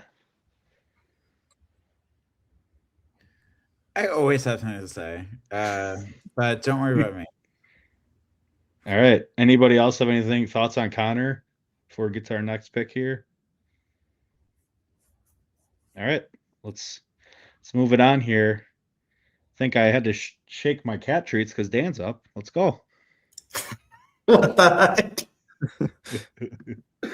So now I have a lot to say. Go ahead. Wait, let Will, because I didn't even realize I was up. Wait, who did Stide pick as a second pick? Dakota. Okay, got it. Yeah, okay. Can I revoke my co-host for the pod this season? Can I replace Dan with Maris, who's a much better choice? Which, had I realized on second chance, maybe would have done better.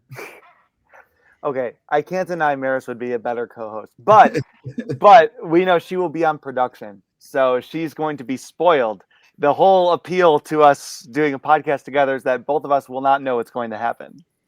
But what's going to happen soon? All right, Dan, who are you picking? Yeah. I have to pull up the list again. 1 second. Because I have one that I'm leaning towards. I was totally caught off guard that I was already back on the clock. So bear with me. Okay, so we've still got who's available left. We've got, well, we all know I'm not picking Richie. I'm not picking Maddie. So you got Nolan, Ben, or Joe then? Yeah, okay. Then that's Nolan, Ben, or Joe. Well, 2 of them are my children. They started a Stoddy family group chat with me and my wife. Those would be Nolan and Ben. I think I may pass on my children though, and I am going to pick Joe. Yeah, that's a good pick. Here's where I feel about Joe. Joe is one of the just purest souls I've ever met in my life. So I'm hoping that I think he's set up well on the Heroes Tribe. He's got, I think Jimmy and Kyra are going to look out for him.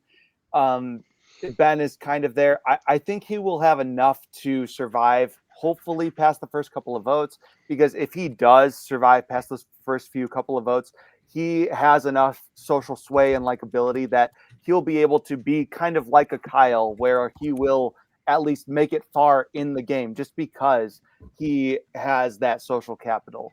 And I mean, on my season, I was mad for when I played with Joe that I was being replaced by someone that was already voted out. But when I learned it was Joe, I couldn't even be mad because I was like, if I was going to be screwed over by anyone that was already voted out earlier, I am actually really happy it was Joe. And I hope that he can make it further. He's just such a likable and rootable guy. And I'm actually really happy I can have him on my team.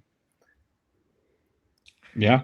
Yeah, Joe was a really good pick. Had Dan not picked it, I was gonna pick it because, like I said earlier in the stream, I think Joe has a very good eye for knowing what he needs to do to continue on in the game. I mean, we saw it in season 8. Upon his return, he was able to be very versatile with working with basically both tribes essentially to play a survivalist game, which he kind of had to do in the position that he was given. So I'm excited to see, you know, hopefully if he's not voted out early, sorry, Joe, that was my bad last time.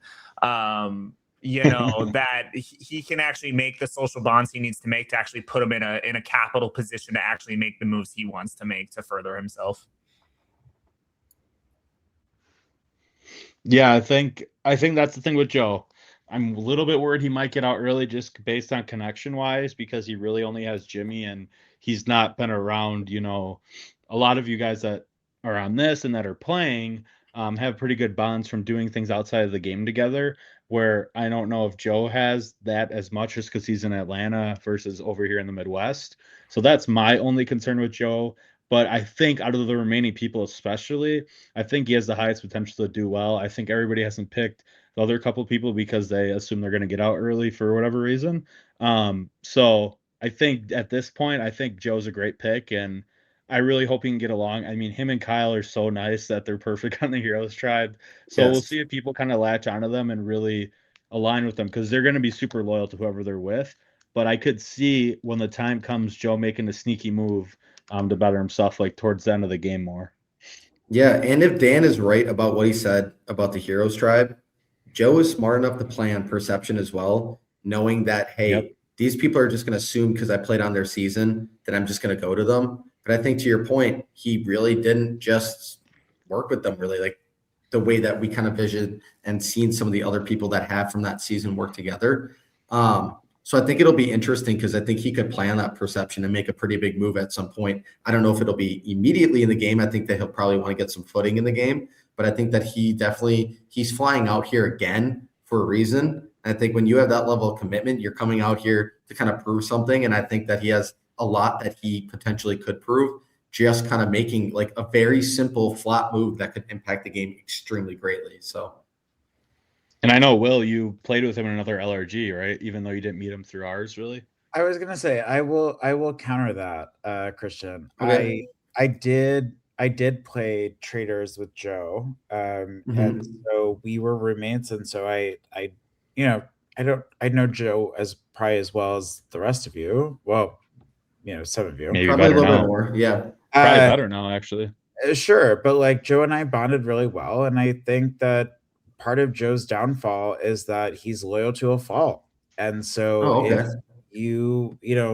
I would have chose Joe as my second pick. No shade to whoever gets second pick for Team Will, but but part of Joe's downfall is that he's loyal to a fault. And so, where I like, if we look at second chance, where I would have fallen on the sword for Kyra to a brutal fault to my own game, like I think Joe is going to have that challenge to his game in HVV, is that if he has a diehard, he'll ruin his own game for someone who he wants to be loyal to. And so that is Joe's inevitable fault, is that he is a very genuine human. It's one of the reasons I love him and why he is a genuine friend outside of the LOG community. And it's also such a detriment to his game, is that he leads with his heart and not with his head.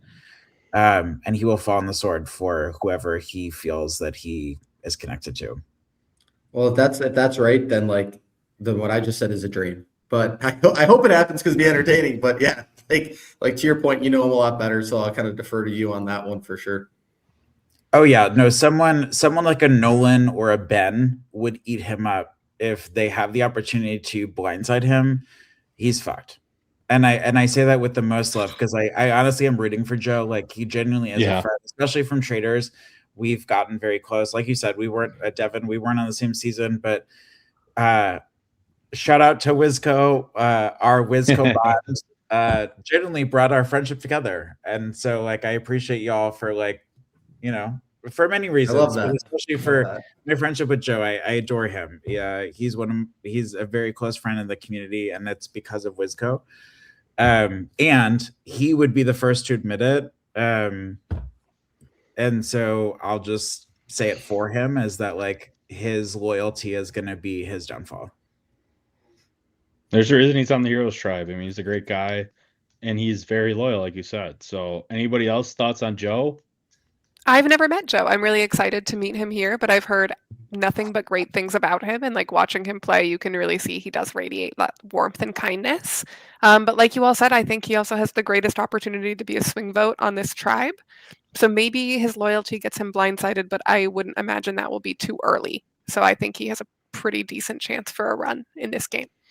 Yeah, it's a good value pick right there. Who do you all think Joe would maybe like? Like I know he's got a pre-relationship with Jimmy, and he kind of knows Ben because Ben did do production when he played. But do you guys like have a thought of who he's going to latch on to more? Would it maybe be someone like Kyle almost even? Maybe Kyra. I mean, Could be Kyra. If he goes down the route of like latching to Jimmy because that's his immediate connection from the same season, Jimmy's gonna obviously guide him with the Kyra and the Ben situation. So it really depends how Joe decides to navigate, whether he decides to let someone else navigate for him at the jump, or if he decides to have his own game and branch out specifically himself first. So that's really gonna be a testament to like his social game. Well, Jamil, do you think that Ben and Jimmy will immediately align? Or do you think that one or the other is trying to kind of prove a little bit of something over the other? I think like the start of the game, both of them are going to kind of have a like, let's work together because we know each other. We've been to each other's parties and blah, blah, blah. I know that they probably will know they're bullshitting one another. So it's just really going to be who can come out on top of that, because Jimmy and Ben are both very smart individuals where they're going to recognize each other's games, and they're going to immediately like either A, they're going to hold off on going after each other, or B, they're just going to light the fireworks and let it run. So, I mean, well, that's what I was questioning is like, how much do we think they're going to trust each other? So a lot of what I feel like we're believing about the Heroes Tribe is a lot riding on Jimmy and Ben getting along. And so I think that could like, it's not that I don't think they'll get along and work together and try to win challenges, but I do wonder, I genuinely don't know. I'm just genuinely curious. I'm putting a lot of capital, at least looking at the Heroes Tribe, in this social game of Jimmy and Kyra. I feel like Jimmy and Kyra will for sure, at least early on, be alongside Joe. And if that's already a 3-pack there, and if they can pull in just 1 or 2 more people, they have a majority. So even if that's just using Ben for at least 1 vote, they might not be as committed to a Ben. But I just feel like early on, those 3 are at least going to latch together to make it through the early part of the game. I can see that. Yeah, that's a fair point. All right. Any other thoughts on Joe before we get to Jamil's next pick here? All right, let's get to Jamil. Who are you picking, sir? Not a lot of options left, but still pretty good options with this. I mean, this is like the mischievous misfits that we have left. Like, it's like you really don't know how any of these people are going to place. They could go deep, they could go out early, so it's really kind of hard to tell. I think my next pick is just going to be somebody who I know they're a snake and they're good at being a snake, and that's Ben. Like, that's going to be Ben, right? Because Ben knows how to maneuver the game and manipulate people in the greatest way possible to propel himself forward. And I've experienced it firsthand. I've seen it myself. And Ben knows how to wiggle his way out of shit, make people trust him, because Ben is somebody everybody loves as a person, and I do too. Ben is a lovable person, but when that's why he's on Heroes. Yeah, but when Ben steps in, it's a whole different Ben you're getting, and it's he knows what he's doing in the game. And I think just with the other 3 people that are left, I think the other 3 are kind of in a position where kind of Dan said, Matty, Ice, and Richie are kind of first boot candidates.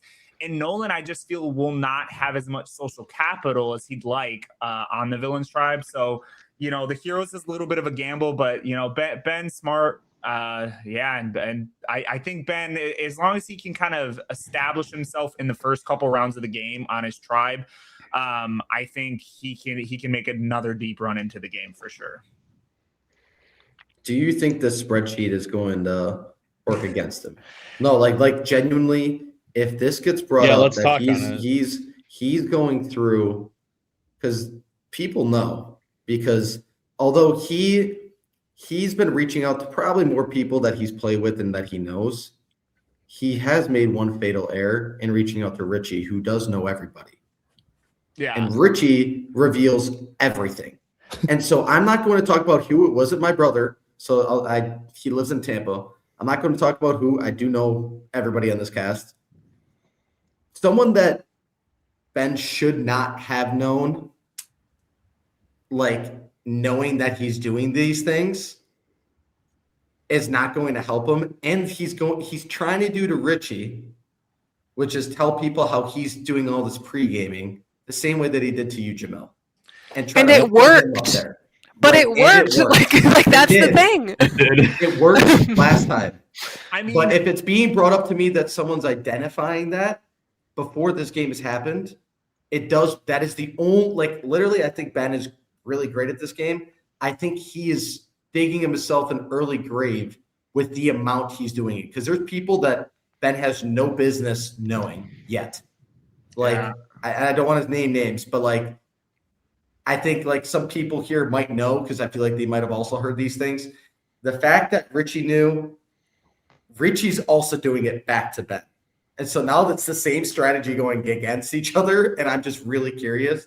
I think obviously Ben has a little bit more social capital in terms of persuasion over what people think. But Richie does technically just know more people. Yeah. So it's interesting to see what happens. I think you're right, because I think like in talking to Richie since the whole season 9 debacle, like Richie was not happy with what Ben did in the pregame. So like Richie is gonna be the person that if Ben goes down, Richie will make sure Ben goes down. And like, you know, if Richie's not an early boot, Richie's gonna leak that shit to the whole tribe. Dude, I wouldn't be surprised if Richie's at a challenge and is like, Ben's a snake. Like I wouldn't put it past Richie at all. Like I would love to see it. I wouldn't put it past him. Like literally, like Richie for some reason is able to slip a lot of information out really quick. Yeah. And I'm not saying that's something he's never done. I kind of disagree here. I think Ben has gone criminally low in this draft. I think Ben came into second chance with a terrible reputation that he weaseled his way out of at every corner. I wanted to get Ben out from the beginning and couldn't do it until I was the sole vote to get him out of that game. I also firmly believe if I hadn't voted Ben out there, he would have won the game.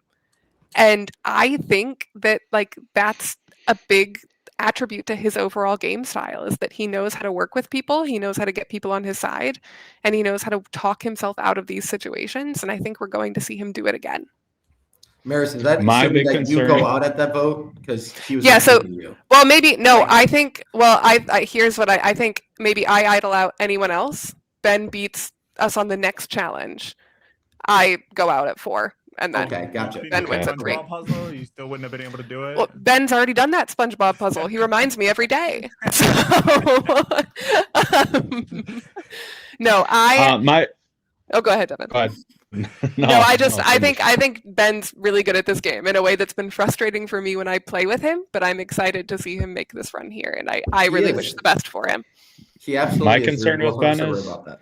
My concern, I agree with everything everyone's saying. Ben is a great player. There's a reason he got asked to be on this. He's a great character. That's why I got asked as well. I'll put my feelings aside of being very frustrated with how much pre-gaming is and how he's trying to get information from every single person involved, whether they're playing or not, and it's ridiculous. I'll say it. Yes. And I think it's going to bite him in the ass. I really do. I think Kyra, is going to realize, and you guys probably know her better than I do, but she's gotten 7th twice. And it's been largely working with Ben. Do I need to change it up and not work with Ben and see if I can get even further without him? Jimmy and him might clash, but I think at the end of the day, they're probably not going to target each other. My biggest concern with Ben is, are these people from the Whitewater days that are playing with him going to like him? He might come off as too much to them, and that's my concern. I mean, he's the last person on the Heroes Tribe pick, so seems like a lot of people here think he's going first out on that tribe. I don't know if that's the case. I think Ben can get himself out of any situation because he's that good at the game. But I think this pre-gaming is going to bite him in the ass. And honestly, I love you, Ben, but I hope it does. I think that he's dug himself a hole that is very deep. And I love that it, he's going to have annoying. to weasel a ton. Like you said, he's very skilled at it, and he might pull it off for a round or two. But just knowing both the early Wisconsin and the Whitewater people that are on his season, I it's not even that they won't like him. Like, I think they would actually get along outside of the game and could maybe be friends. But the way that he plays, I've seen them vote out other people for that. And like identify that really early. Ben plays a cleaner, less paranoid version of the way that Richie plays. I'm just going to lay that out there and say it. When Richie is doing good, he's playing like Ben. The difference is Richie, 90% of the time, throws his name out there himself because he's scared that he's going out that round in the first 2 rounds.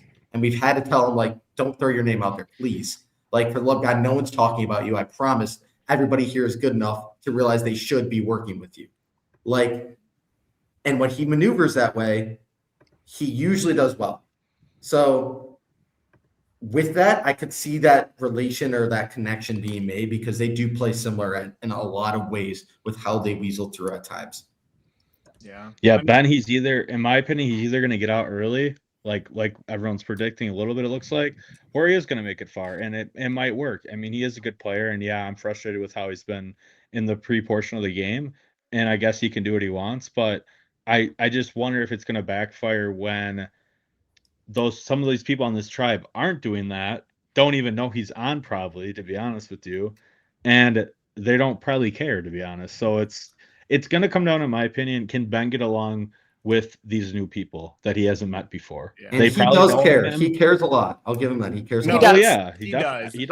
I think it's also important for like all the players. Like, how do they utilize the social hour too? Like, who are they talking to in that first hour of the game? Like, are they prioritizing their friendships, the new people? Like, I think that's also a pivotal part of the game as well. So it'll be interesting to see like how each of the players navigate that part of the game as well. This is a really good Kyra Ward. I took a safer pick in Joe. Ben is a high variance pick. I do not think he's going to be first boot. I think that for sure Jimmy and Kyra both, they know Ben well enough that even if they don't trust him completely, they are not going to kick him out right away because they know that he can benefit them at least in the early portion of the game. And the problem with that is if you give Ben any kind of leeway, he can use that to propel himself forwards. And that's where his strength can come in and he could see himself getting further in the game. So I don't think that Ben is going to be a first boot. I could see him being earlier than he would like to, but I also see how where he has that ceiling available to him. So I think where Jamil's picking from, it was a pretty good pick. I agree with you, Dan. I think that that's kind of the likely results for him. Is I don't think that it would make sense for anybody who's worked with him, not because he's not going to really have anywhere else to go up front unless he becomes best friend with someone randomly, right? So I think to your point, that's a very likely result. And going off second chances, he utilized that social hour very well. He knew right off the bat, like Addie and Amelia didn't know anyone else coming in. He was talking to them. It didn't even matter how obvious it was. The entire social hour, he was talking to Amelia and Addie because he knew they didn't know anyone else other than each other.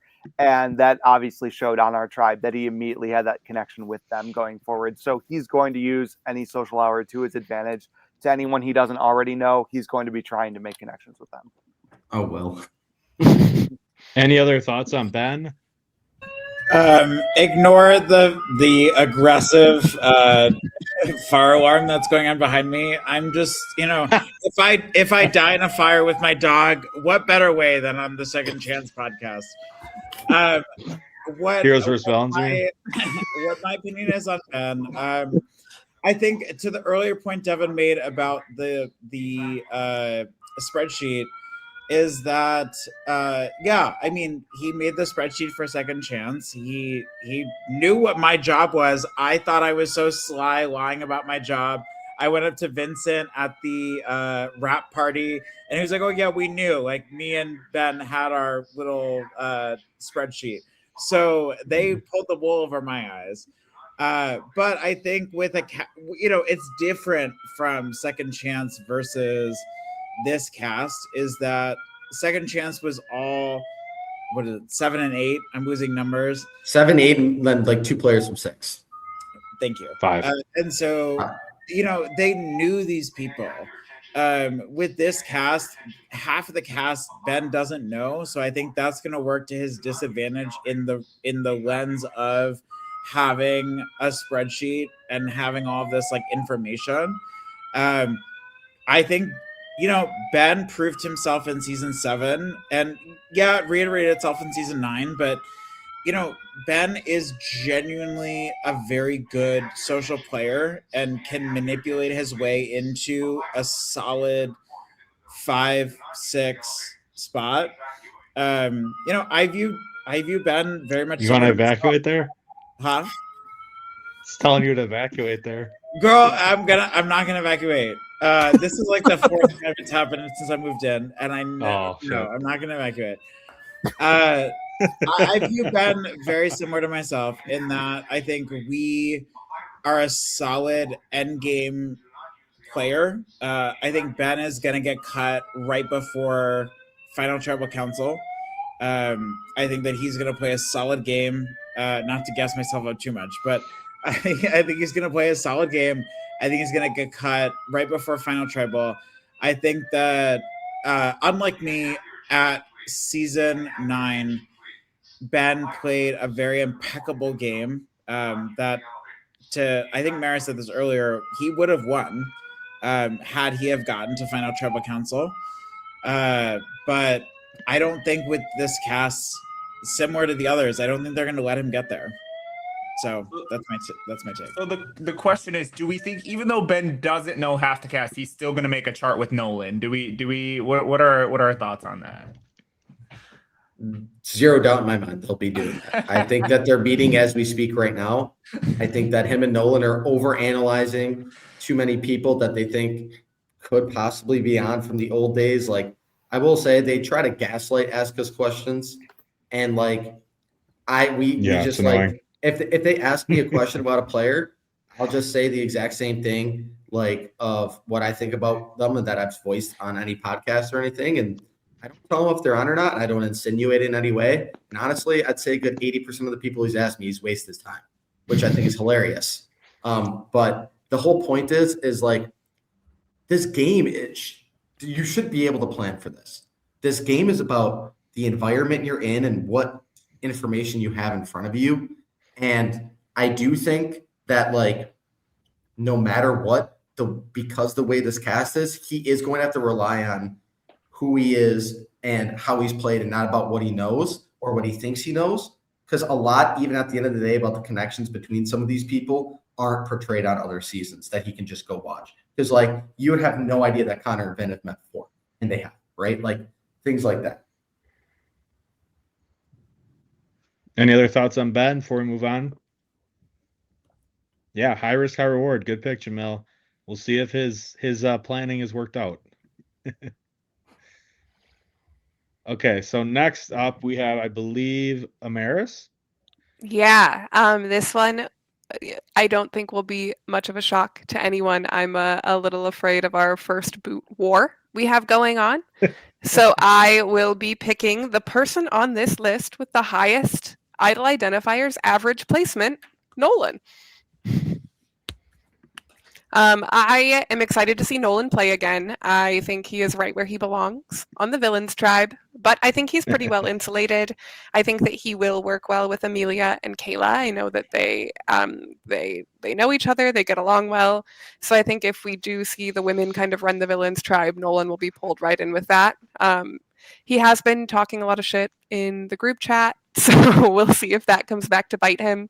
But I do want to believe it's all talk, and once we see him play, he'll really integrate himself well. He's definitely just trolling a lot of the times, for sure. Absolutely. Like, I think once we get to it, he will work with Richie. And I think that that'll be actually a number for Richie in the Richie-Maddie battle. Yeah, it's just interesting to see where the other people go in that battle. Yeah.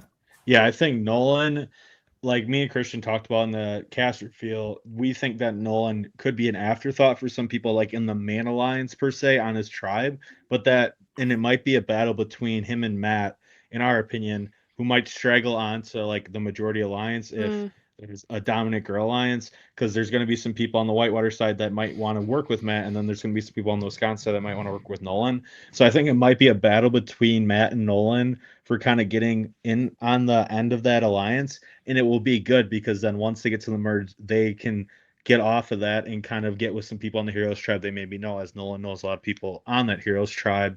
But me and Christian, we said this, we're excited to see Nolan potentially have to play from the bottom. Mm-hmm. If he can do that and prove to and show like get very far, doesn't even need to win, he'll really prove like he is one of our top players ever, honestly. We saved him for the season for a reason.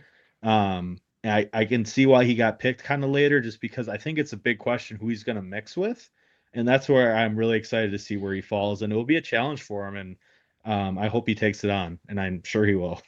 I just hope he doesn't rely on the people that he either has worked with or that spreadsheet of what he thinks he knows. I hope he goes into the game the way he did on season 7, which is just open-minded and try to meet and make new friends. Because I think if he does, he's going to get along with a lot of the people he doesn't know, and it's going to work to his benefit, and he's going to do really well. Because I've seen Nolan, the style he plays, a lot of the people that are on his tribe do play well along someone who plays Nolan's style. Yeah, I mean, it'll be nice to see Nolan play again. Obviously, season 8, I love Nolan's flashy gameplay and everything like that. But he was playing from the top the entire time, like the entire way through. Where, yeah, I agree. It's going to be fun to kind of see him play more from the bottom to see like how he does play and if he is adaptable in that sense. I mean, he does have close ties with like Kaela, who's kind of close with Amelia as well. So like, I mean, he does have options on his tribe to like wiggle his way through, but I don't think he's going to have that alpha, alliance where he's kind of at the top of it running it, which it'll be nice to see him struggle for once. So I'm excited. I think it's true in this game. Like, yes, if you work your way into a majority alliance and you earned that right, you've performed in challenges, you've earned the right to have the numbers, there's something to be said. There's also something to be said about when your back's against the wall and there's nowhere to turn and how you react to that. And I think this is going to be his opportunity to prove that, because there's very few people who have the opportunity to have that kind of range and perform well with both. Here's my take. I will be saying this all throughout this season because I think Nolan will last long. And, me and Dan running the pod, I will have a lot of thoughts. I think Nolan is cocky. I think this season, hopefully Nolan will be fucking humbled. I think he's a great player, but he is a little bit cockier than his. Shout out to the shout out to the fucking fire alarm for shutting off. But I think Evacuate. Evacuate, get out. I think that Nolan is a little bit cocky beyond his years, which is understandable for 22-year-old. And I hope that this season humbles him. I think that season 8 got him a little bit in his head. And I think that we need, no shade, I adore Nolan in some fucked up part of my heart. I hope that this season reminds him that he is human like the rest of us. Great way to put it. Devin, all I gotta say is I think I remember another 22-year-old who needed to fucking fail once or twice before he could do good in the game again. So I definitely, I think I've had that arc before too. I definitely will tell you, it smacks you right in the face, and it makes you take a little bit of a step back. So I think if he were to do bad, like, it could be the best thing for his game moving forward as well. But I think to like Dan's point about Ben, he's also a very high variance player as well. Yeah, is he gonna learn from his final tribal council loss, where maybe people thought he should have won and he didn't? And is he gonna come in with that mindset Vincent kind of had, where I don't need the jury to say that I should have won to validate to himself that he should have won? So I wonder if he'll have a different approach. Obviously, Vincent got there again, but he didn't win. He lost to that guy over there, Dan. So I just hope Nolan plays with how Will kind of put it, where I hope he gets humbled a little bit, is open-minded. So I think he could get along with some of these other guys on his tribe too from our other seasons. I think him and Corey or him and Matt could actually hit it off pretty well. It's just, are they gonna be too enclosed in their prior connections in the beginning, which I think a lot of people will be, unless something crazy happens where somebody goes chaotically right away in the beginning, where I think that might be the two people we have left here that some people maybe are predicting. Yeah. I think Nolan on this setup of the tribe he has, I think he needs Richie. I think he needs to be Team Richie and that Richie versus Matt battle that's bound to happen for the first villains tribal that I'm going to keep saying is going to happen. I mean, he could also, if he, it's just a lot of ifs. Like he needs to be, if he is good with Matt, if he is good with Corey and then Emily. But I think that he could more easily pull in Richie, be good with Kaela, Richie, and Amelia, then go with that group rather than trying to pull in a whole other group. And it's going to ultimately come down to if Richie's first boot, I think Nolan's in more trouble than he would be than if Matt was first boot. If Matt's I really first don't boot, think Richie will be. I don't. I think there's too many people that know they need him. I do. and that's where I'm like, yeah, well, then hopefully he sides with Richie and recognizes that being with Richie early on will benefit him because Christian, you're involved in this from the 49 finale watch party where there was a mini game of Survivor. It came down to between you and Nolan, and Richie voted for you to win over Nolan, and Nolan seemed to take that to heart. And so hopefully Nolan can set that aside and realize that that was just a fun game at a bar during a Survivor watch party. I really hope so. Richie and I went to kindergarten together. Richie was never going to write down anybody else's name but mine, ever in any scenario. To kind of attest to what Dan was saying, there have been like just instances in these little minis and stuff like that between them where like it's, I don't know, they clash heads sometimes. So like if they really let some of this outside stuff into it, like it could, because like they make, like Nolan will make comments to Richie like, oh, see you in February, like in like a threat. So do you think that then he goes, does he pair up with Matt? Because they always hype each other up in like the group chats on the pods, you know? Yeah, we'll see how much of that is talk and how much of that is real. I mean, I do remember to go on to that 49 watch party. I do remember Nolan saying to me, Christian, yeah, you made a big mistake. I voted for you to win, Richie. You're voted out first. He said something like that to me, Christian. Yeah. So if that's serious or not, I don't know. But I wouldn't be shocked if he doesn't go with him, to be honest with you. Yeah. I just don't think Nolan realizes he won't have the pull on this tribe to make that choice. I actually think going into this game, Richie might have a little bit more pull just because there are people that are there that are going to recognize they need to work with him. And I think if Nolan does want to oppose Richie, he's going to need Matt.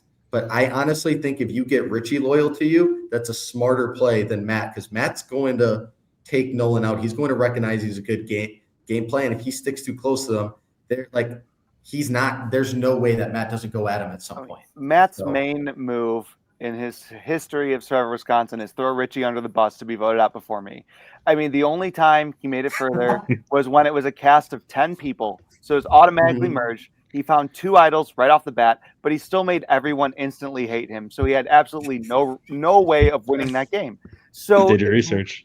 I watched that season and I was not impressed. I know, Devin, you voted for Matt to win, but I was like, this guy had the worst jury management I've ever seen in my life.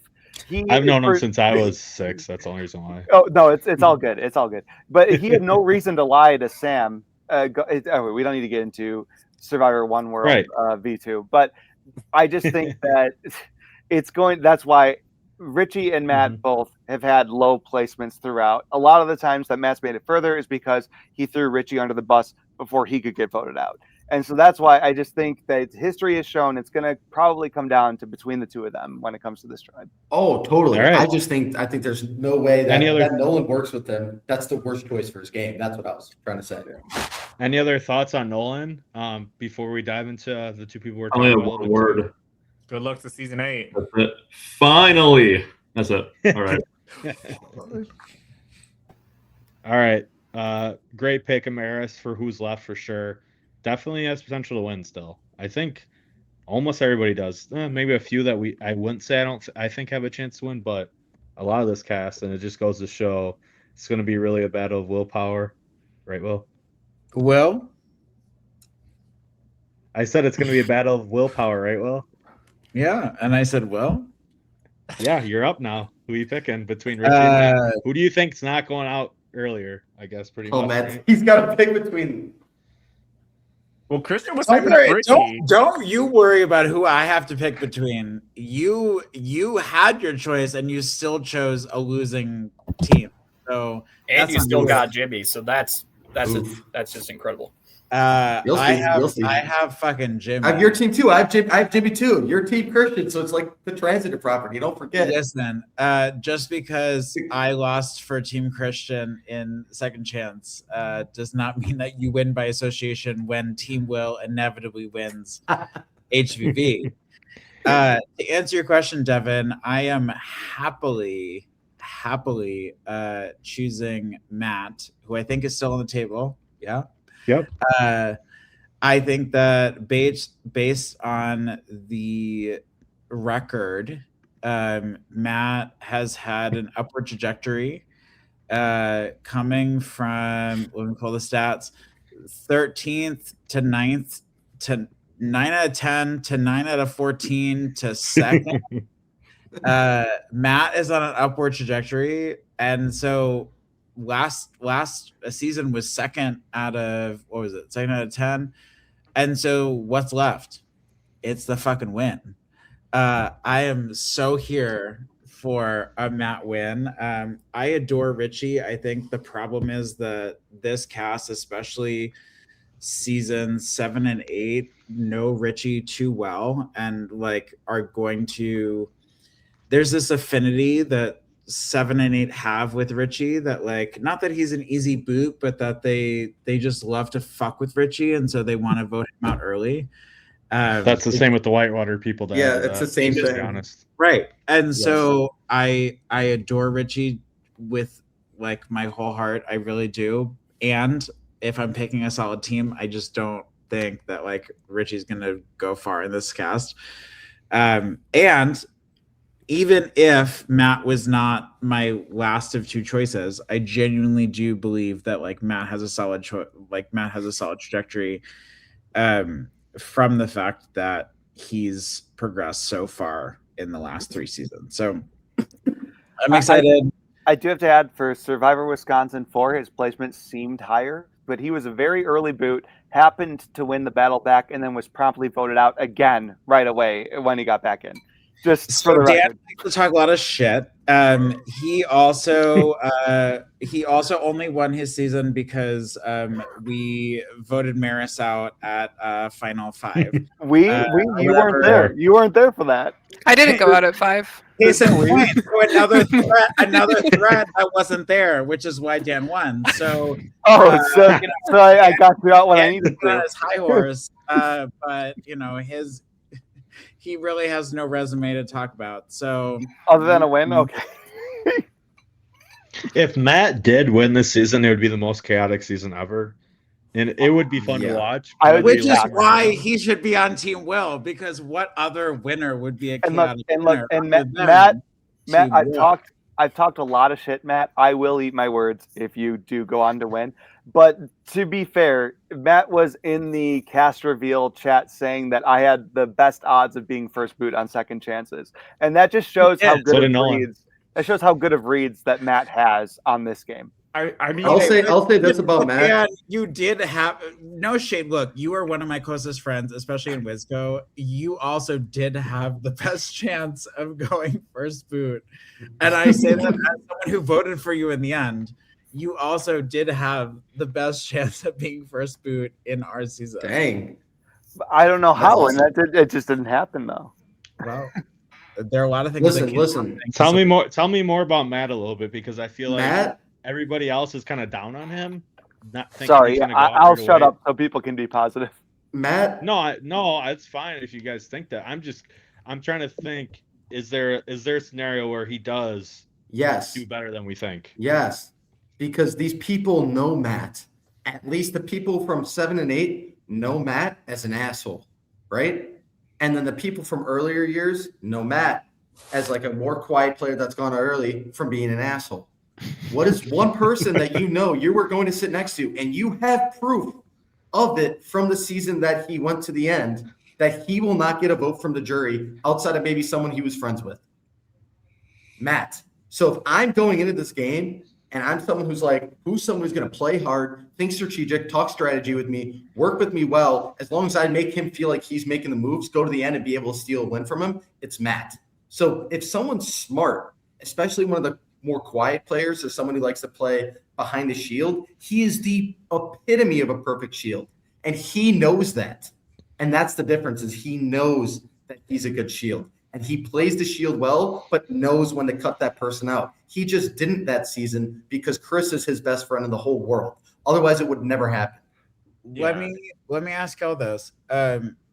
Has Matt been on any season with any of the other people on this cast? Yes. Dacota, it looks like. Dacota and him together. worked very closely together before. Yep.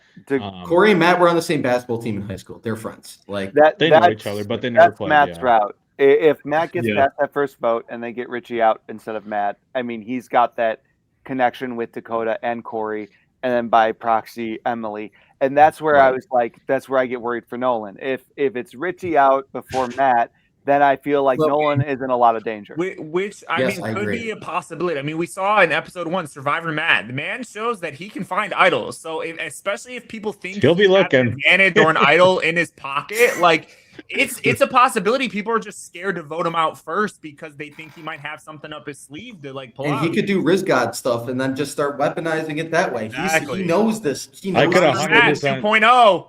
We also I could know. 100%. Oh, Dev, go ahead. You were before me. No, go ahead. No, I'm sorry.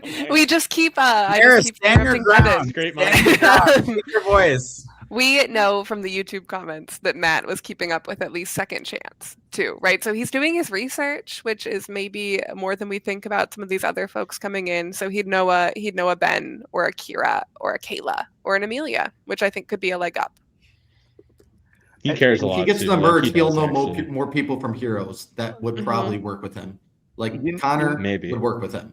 You know who knows more Maybe. about Survivor Maybe. Wisconsin and Survivor Whitewater than Who needs anyone that's already been drafted is who the only remaining player left on the board is. Yes, We'll I think he's the Facts. greatest dark horse We'll of all get to time. him. I really We'll do. get to him. And Let he's me going to figure kill it us out. all. I hope you're aware But of you it. know what, Christian? You We'll didn't get pick to him. You didn't pick him. Yes, We'll I get did to- not. we'll get- That's correct. We'll get to him when we get there. So Any anyway, other we're thoughts talking on that, about though? my pick, Yeah, who is going to be fucking the true dark horse. I thank you, Devin, for bringing it back to the icon that is Matt. My team is going to win. I cannot wait. It's talking about loser Christian's team, and I was half of it, but my team is gonna look. That's Dan's fault, but we don't have to get into all that. Dan and Maris's fault. We don't have to get into all that. My team is gonna win this season. I'm so excited. I think y'all are gonna sleep on Matt. Yeah. What if Matt and Jimmy connect at the merge and make the final 3? I could see it. Like I could totally see Matt. I don't know. loving I don't know Jimmy. how to go that far. I'm rooting for my team. I don't think that they are going to work together. I think that they are going to. My gut is going to be their opposing foes, even though they're in the same tribe. But that is also strategy that works in my favor. Is that if you have 2 people on your team that are not working together statistically, they're more likely. One of them is more likely to make it to the end. My mind. All right. Any other thoughts on Matt before we get to the last de facto pick of the draft? Saving the best for last. All right. We're We saving get a the best for pick. last, Tyler. Who are you picking? You picking the last person Okay. remaining or nobody else? So, with the final pick, it is my distinct honor to select the one, the only, Rich Dog. Kettle up, baby. Woohoo! So the thing Yeah. about Richie is, yes, he's the last pick here, but I don't know. He's Richie. You know, there's no other way to describe him. He's someone that, especially for people who played season 7 and 8, know him very well because I mean he is like Idol Identifier Studios. He is the guy that is always kind of walking around, following you, chatting you up, always talking a mile a minute. He's Richie. So he's a chaotic guy. He's going to be probably spewing a bunch of bullshit. Who knows? But I don't know. I think there's an innate charm to Richie that might make people want to work with him. Like I think especially some of the people that have gotten to know him more recently, like I could see it, but then there's just such a reality too where he's just the first boot because like people don't want to work with him and he just falls into the same kind of Richie trajectory that he always does. But yeah, I'll be rooting for him absolutely. Yeah, love you, Rich Dog. Is there any chance that anybody thinks here that Richie or Matt aren't the first boot on villains? Do you think it could be somebody other than them two? Yes. It could be, yeah. Any I given could day see in it. Survivor. Yep.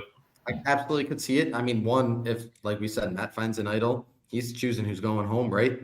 Now, would he write down Richie's name? There's a high chance, all right? I mean, there is.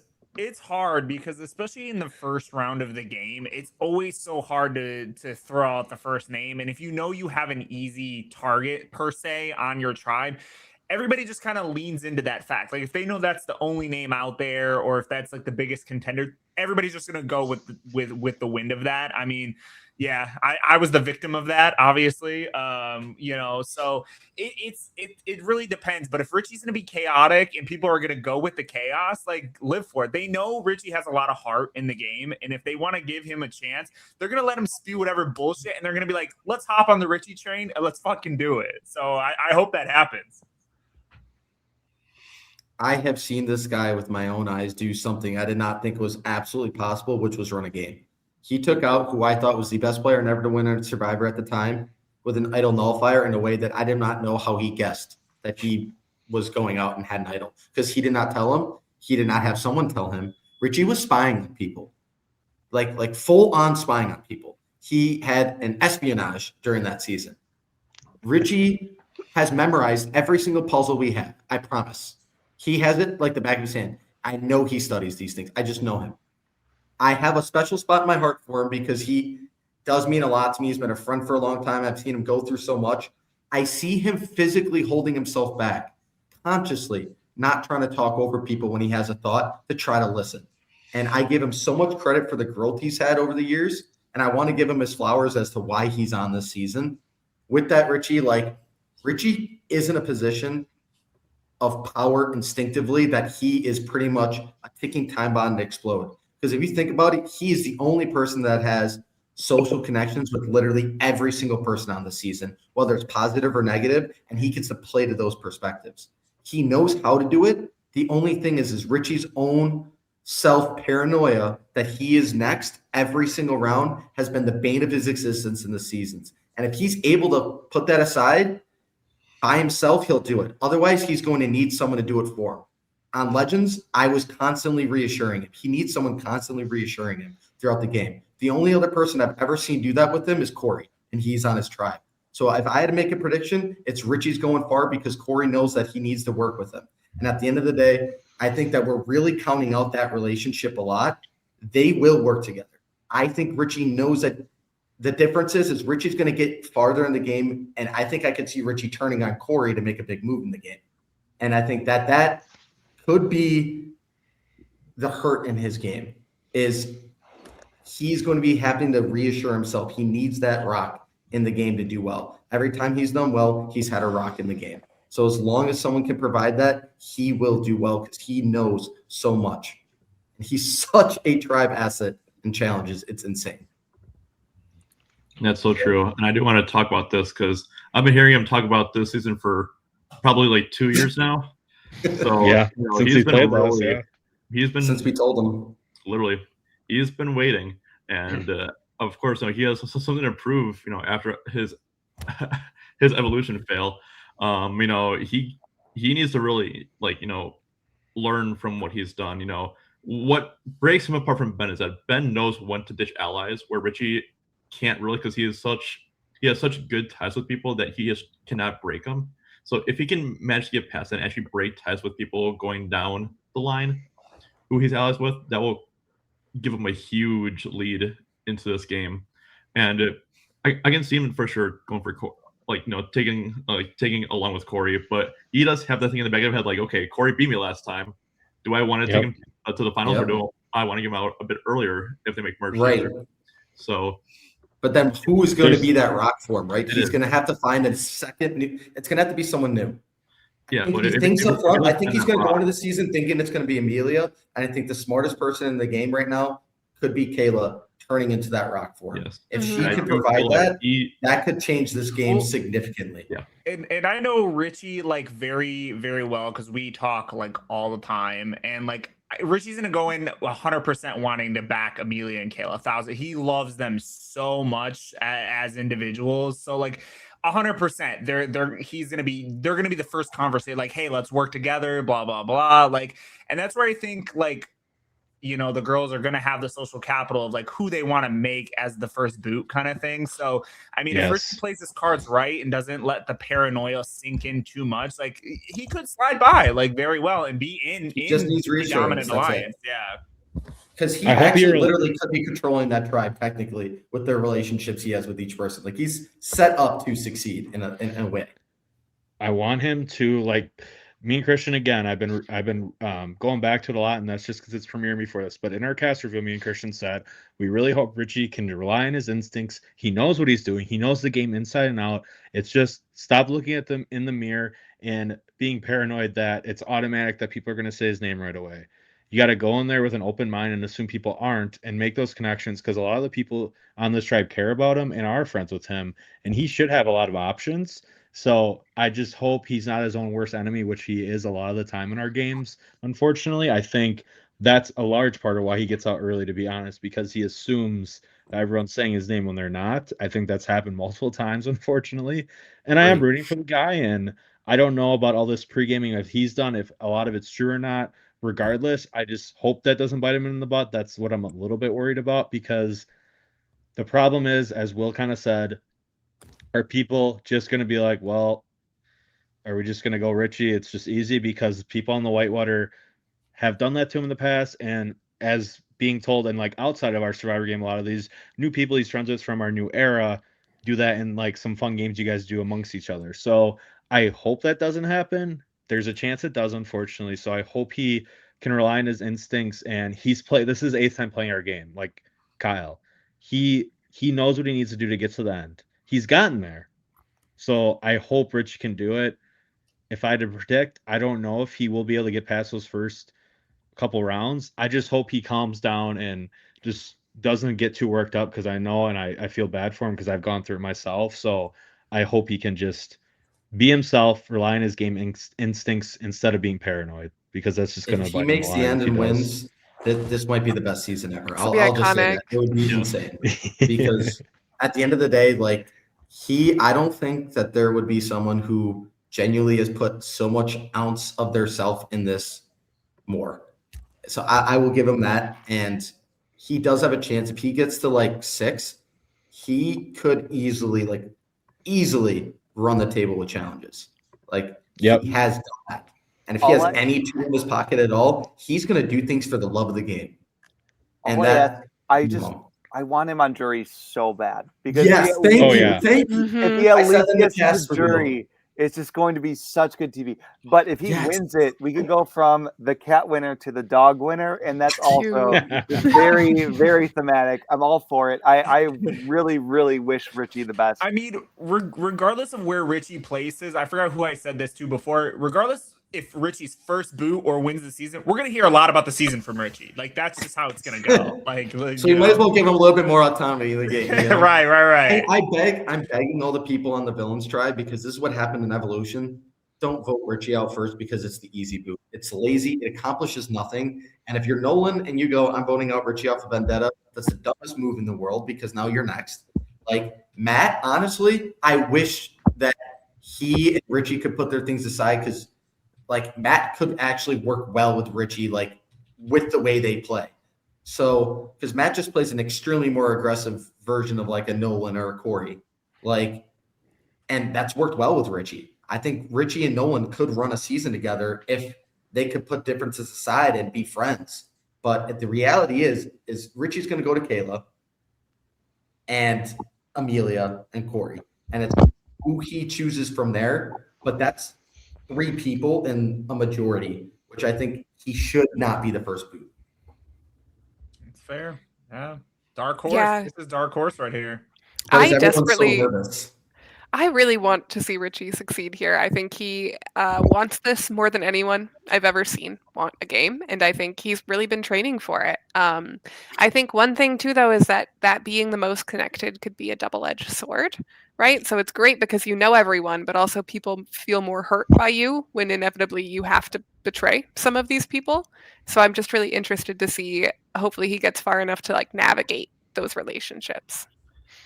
That's so true. If you saw the Snapchat thing, it is fucking like he gets like 100 messages per day, and it's all just people from Survivor. Like he stays in contact with everybody. It's not just pre-gaming; it is just real life connections with people. he just that's his friend group. Like this is his friend group. This is his life, and it's like he'll be hitting up people from Twist Manor, which like they are irrelevant. No one else is coming back that hasn't already returned.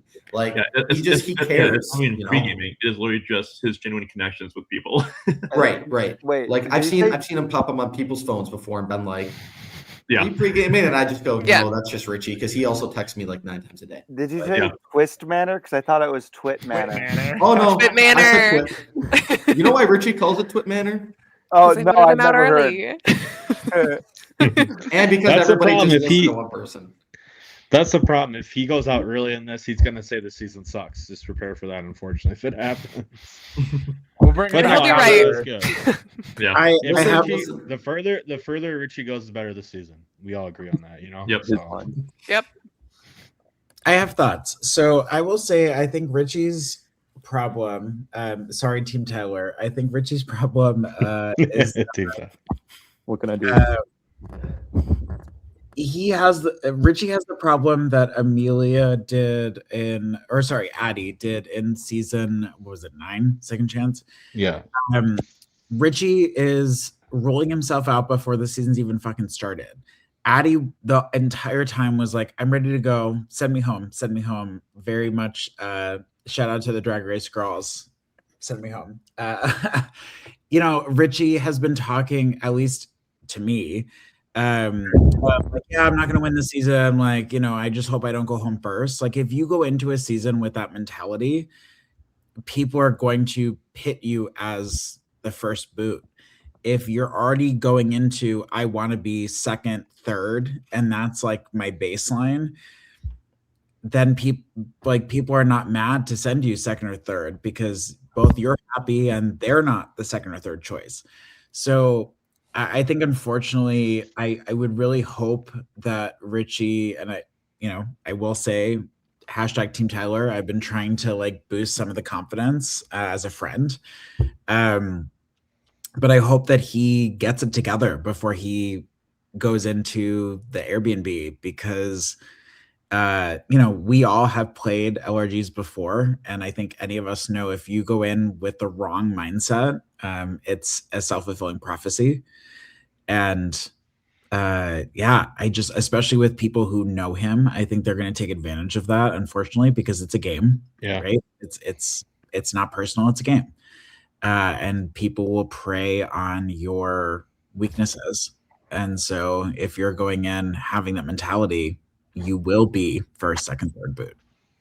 I think when they find out it's free to get his vote, I pray that they at least give him a chance to play the game, because that is the reality of his perception. Is everybody knows Richie is Richie, and that's the best way to describe him, like Tyler said. But if they can do that, to not vote him out and actually weaponize him towards people that actually it does something in the game that matters, because otherwise you're just getting rid of basically an extra vote. Like this guy, if he's the easiest person to vote out every time, you're just getting rid of a guy that you could have worked with and would have stayed loyal to you. So I hope that people realize that and actually fight for his loyalty, because once he's loyal, he picks that lane, he goes. He does. I think too, once people find out it's for $800, a lot of things might change a little bit too. So we'll see. I hope so. Any other thoughts on Richie? Good luck, buddy. Good luck, buddy. Well, go early birds. So that's it for the draft. We got 2 rounds down. I will, since I'm not have a team, I will give my pick who I think is the best team. I am going to say Christian, and that's just the whitewater bias of Vin and Corey together. I also think I'd say second place for me is Alex with Emma and Connor. I think you got the most winner potential, both you two. The other parts, it's just tough when you're picking first and last that you kind of get a high variance of that.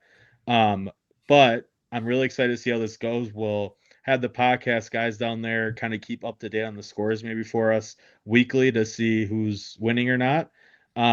If not, I'll do it on social media as well. But before we close off, really quick, I appreciate everybody who's been watching this long breakdown. We're just pumped for the season, so we have a lot to say, and we're rooting for all of you, all 16 of you. My last thing I want to say that I want to have everybody chime in on is who's your winner pick for the season? I want everyone's reason who they think is going to win, and kind of maybe shortly why. I can go. I think that I have a tie. No, you got a winner pick. Well, no, I don't have to do it. Especially when I'm running your podcast. Shout out to my co-host Dan. I don't have to do anything. Facts. I would say I'm not gonna give a long explanation. Shocking for me. As to why, but I would say I have a tie between Joe and Kyra. I think both are social threats. I think both have proven in their original season and for Kyra in second chance why they both deserve to make a final tribal. And I think if both can manipulate their way into a strong Alliance. Thank you. That's what that word is. It's late in the East Coast. Yeah. Girl, it's been a long day. Yeah, I think they'll be solid. I think if I had to pick one, no shade to my forever final two, Kyra, I think I would pick Joe. Having played traders with Joe, I think that he has such a strong social game. He made it to Final Four. The only reason he got cut, even in traders, was because of me. Sorry, girl. Joe has an impeccable social game. I mean, hell, he was voted back into the game in his season. I mean, it writes itself. Fair point. I think that Joe has a story. I think Joe is the ultimate hero. I worry that he will fall on the sword. He's a hero for a reason, and he has said to me himself that he will essentially lose a game for a true to form ally. And so I worry that I don't know who in this cast, but I worry he'll cling himself to someone who he'll fall on the sword for. I don't know who that would be because I don't know half these people. But you will. I will soon. But yeah, I'm really, really pulling for Joe, but I unfortunately think that that will be his downfall unless he's learned from his mistakes. All right, we got Will with Joe. Who's up next? Who wants to give their spiel? I'll go. I think we talked about him being social legend. Definitely doesn't seem like a pre-merge boot whatsoever. I'm gonna go with Kyle. I think a lot of us agree that Kyle is gonna make a deep run in this game. I think there's no doubt about it. The only way I see Kyle going home if somebody recognizes it and does an idle play of some sort. If people really let Kyle run the merge with the social capital, I mean, I can see him going all the way to the end and taking it, because who doesn't love Kyle, man? Everybody loves Kyle. Yeah, fair enough. That'd be crazy. Kyle won, it'd be an insane season too. Yeah. Alex? Yeah, I'll go next. I'm sticking with my pick. I'm going Emma for the win. Again, she has probably the highest ceiling as well. I feel like she can be in with anybody on this cast. Even Matt. She's worked with them before. I know, yeah. But yeah, I feel like she has so much potential, and she's a guaranteed juror. So yeah, I'm sticking with my pick. Sweet, I love it. Maris, you want to share yours? Yeah, I'm also torn between Kyra and Amelia, but I'm going to stick with double down on Team Maris and go Amelia. I think she's done a lot of growth. We've talked about her lower threat level, and I think she has a lot of drive in her. I think she could do it. That'd be a full circle story right there from where she started. Devin, Kylo Ren. Tyler What you Ren. got for us? Oof, tough one. I'm between a few. I don't know. I feel like my gut is telling me Emma just because I don't know. I think it was Christian was saying earlier that her job is kind of just social, and I think that bodes really, really well. I haven't seen her game. I haven't seen her seasons at all, but I think that kind of quality in this kind of a season where there's going to be so many returning connections kind of flying at each other and taking each other out, I think someone like that could do very, very well. Did you say Emily or Emma? Sorry, Emma. That's the one with the one that wasn't the photographer, right? Emma Emily's is the the one. photographer. So Emily, Emily's I the think you mean. photographer. No, Emma's the photographer. Oh, Emily then. Okay. Yeah. Yeah. Yep. All right, Stide. All right. Before I give my pick, I'll throw out an honorable mention as well to Amelia, because I do believe that had I had a higher replacement in this draft, I definitely could have seen myself picking her. I think, as we've all said, she's grown a lot. She's learned a lot. She's a character, and she's very sociable. I absolutely could see her going all the way to final tribal, perhaps. But, of course, I'm going to stick with my own team. Of course, I'm going to pick my winner to be Kyle Shield. Awesome. All right, Dan. Yeah. So I want to give a shout out to Kyra. Because there's two people that I would pick from, but there's someone that's going to get an edge. But I think Kyra's reputation precedes her a little bit. I think a lot of people, recency bias, they all know Kyra is a huge threat. I mean, we saw it on our own season. People saw her as a huge threat. Everyone loves Kyra. And I think for that reason, it could be harder for her to get to the end just because everyone recognizes that threat. So I'm going to stay true to Team Dan. And I'm now the biggest fan of Emily. I've never watched Emily play, but she's clearly the best person on this cast.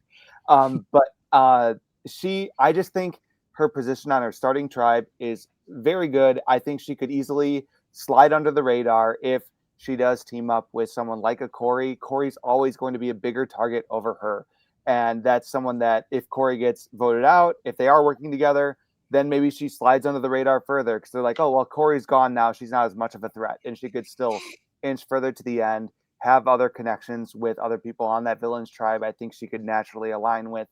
And so what I've learned is that I'm going to go back. I'm going to watch seasons 7, 8, and 10 of Whitewater. And I'm going to be rooting so hard for Emily, even though I already know where she places on all 3 seasons.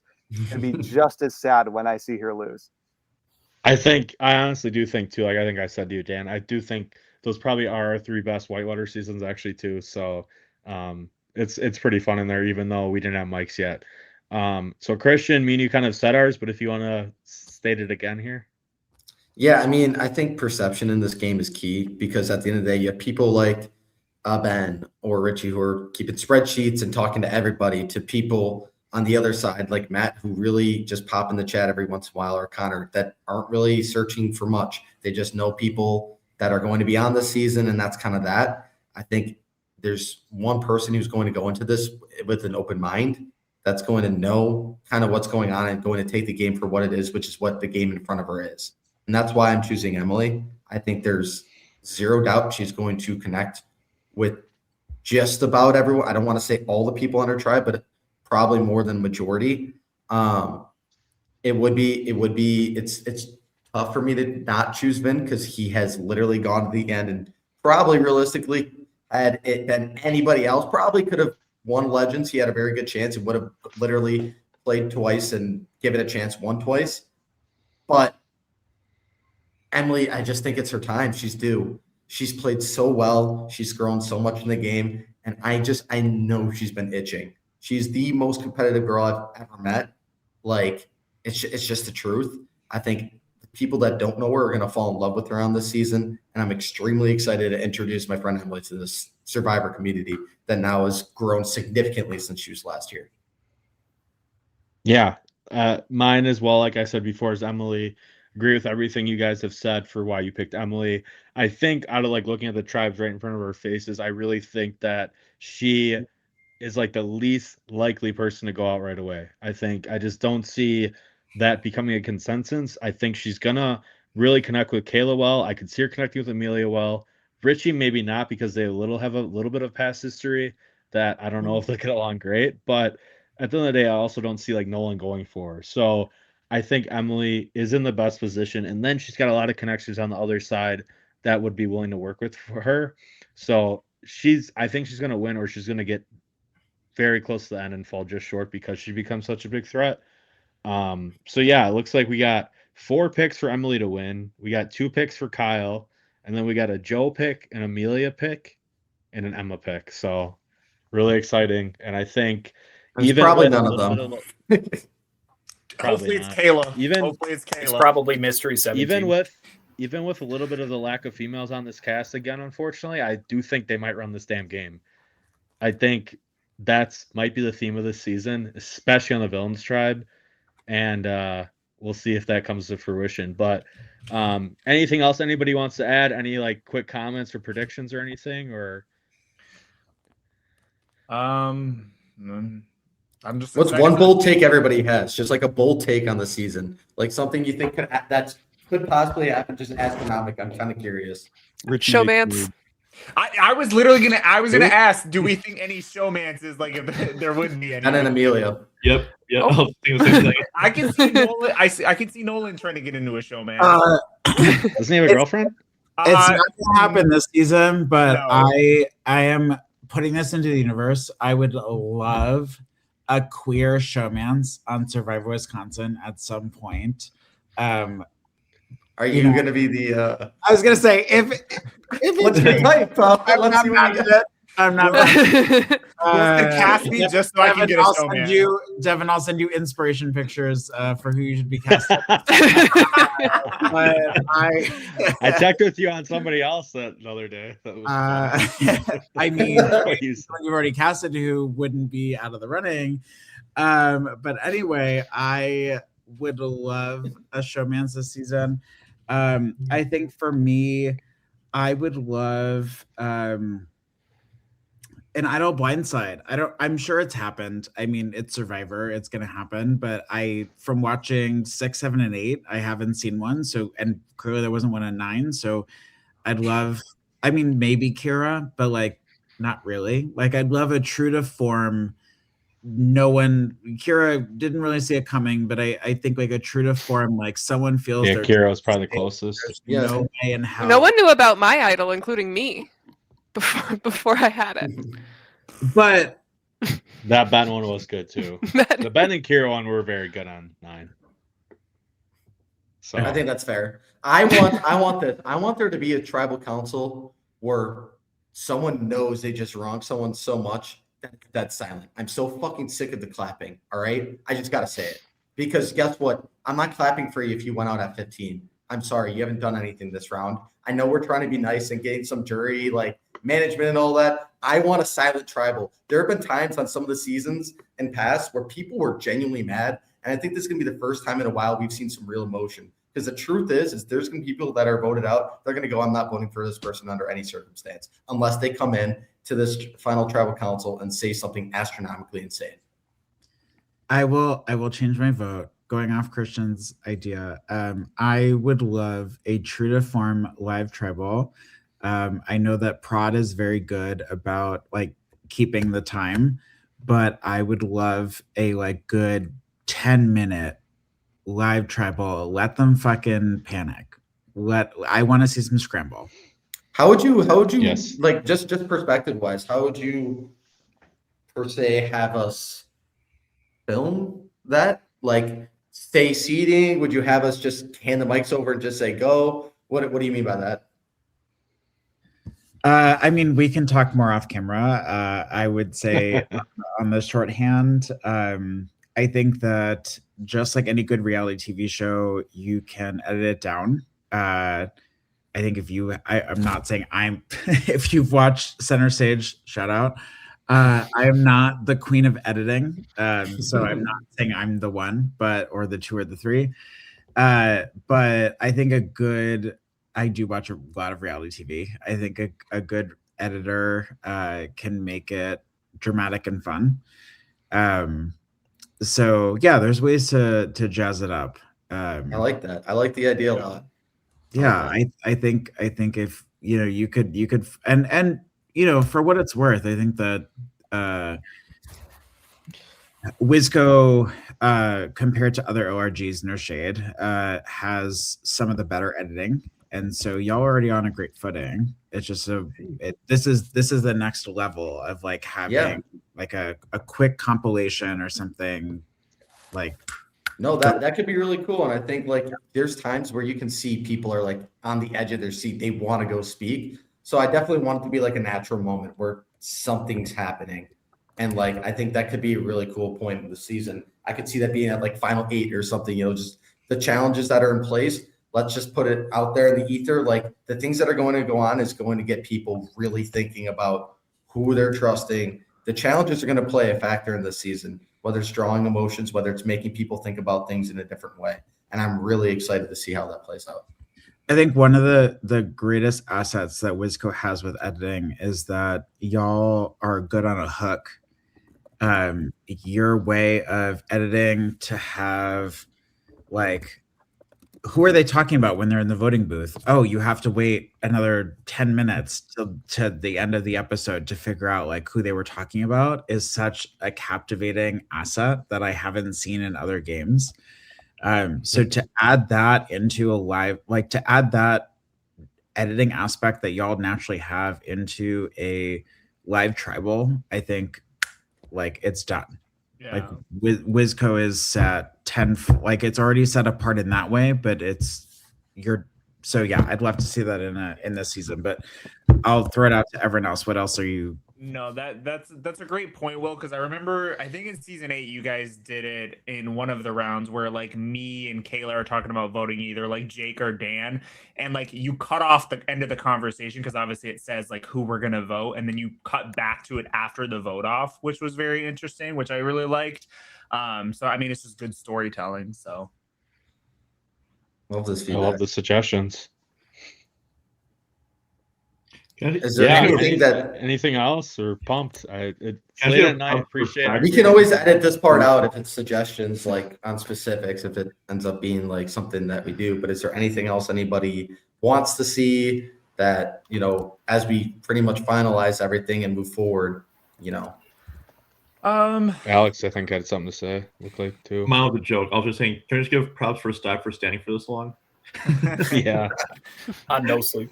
I'd like to say, as a politician, he is used to standing on both feet. There we go. Yeah, true.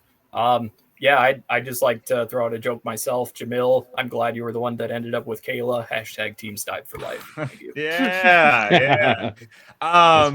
There's a couple things, but it just kind of has to do with like layout of things, and obviously I don't want to spoil that for Will and Dan. Yeah, we could talk off camera about that. Yeah, because they're obviously going in blind with the whole thing, so I don't really want to go into details about specific things. So cool. Yeah, we're excited. By the time you're seeing this, episode 1 will be premiering a few days after this. So thanks for sticking around with us, and pick what team you're rooting for, who you think is going to win in the comments. Maybe leave comment who you think is going to win yourself. Who you think might go out first too, unfortunately. So thank you everybody for tuning in. I appreciate all you guys drafting, and love to see some female representation with Amaris in here, and that's going to be happening more and more as we get more seasons going on. So appreciate you guys all watching. Thank you for leading for us. I appreciate it. It's huge. Yes, Devin. Thank you. No problem. Love this shit. See you guys. And Dan and I will see you soon, because what else does the Midwest need but other than 2 cis white men with microphones? Oh yeah.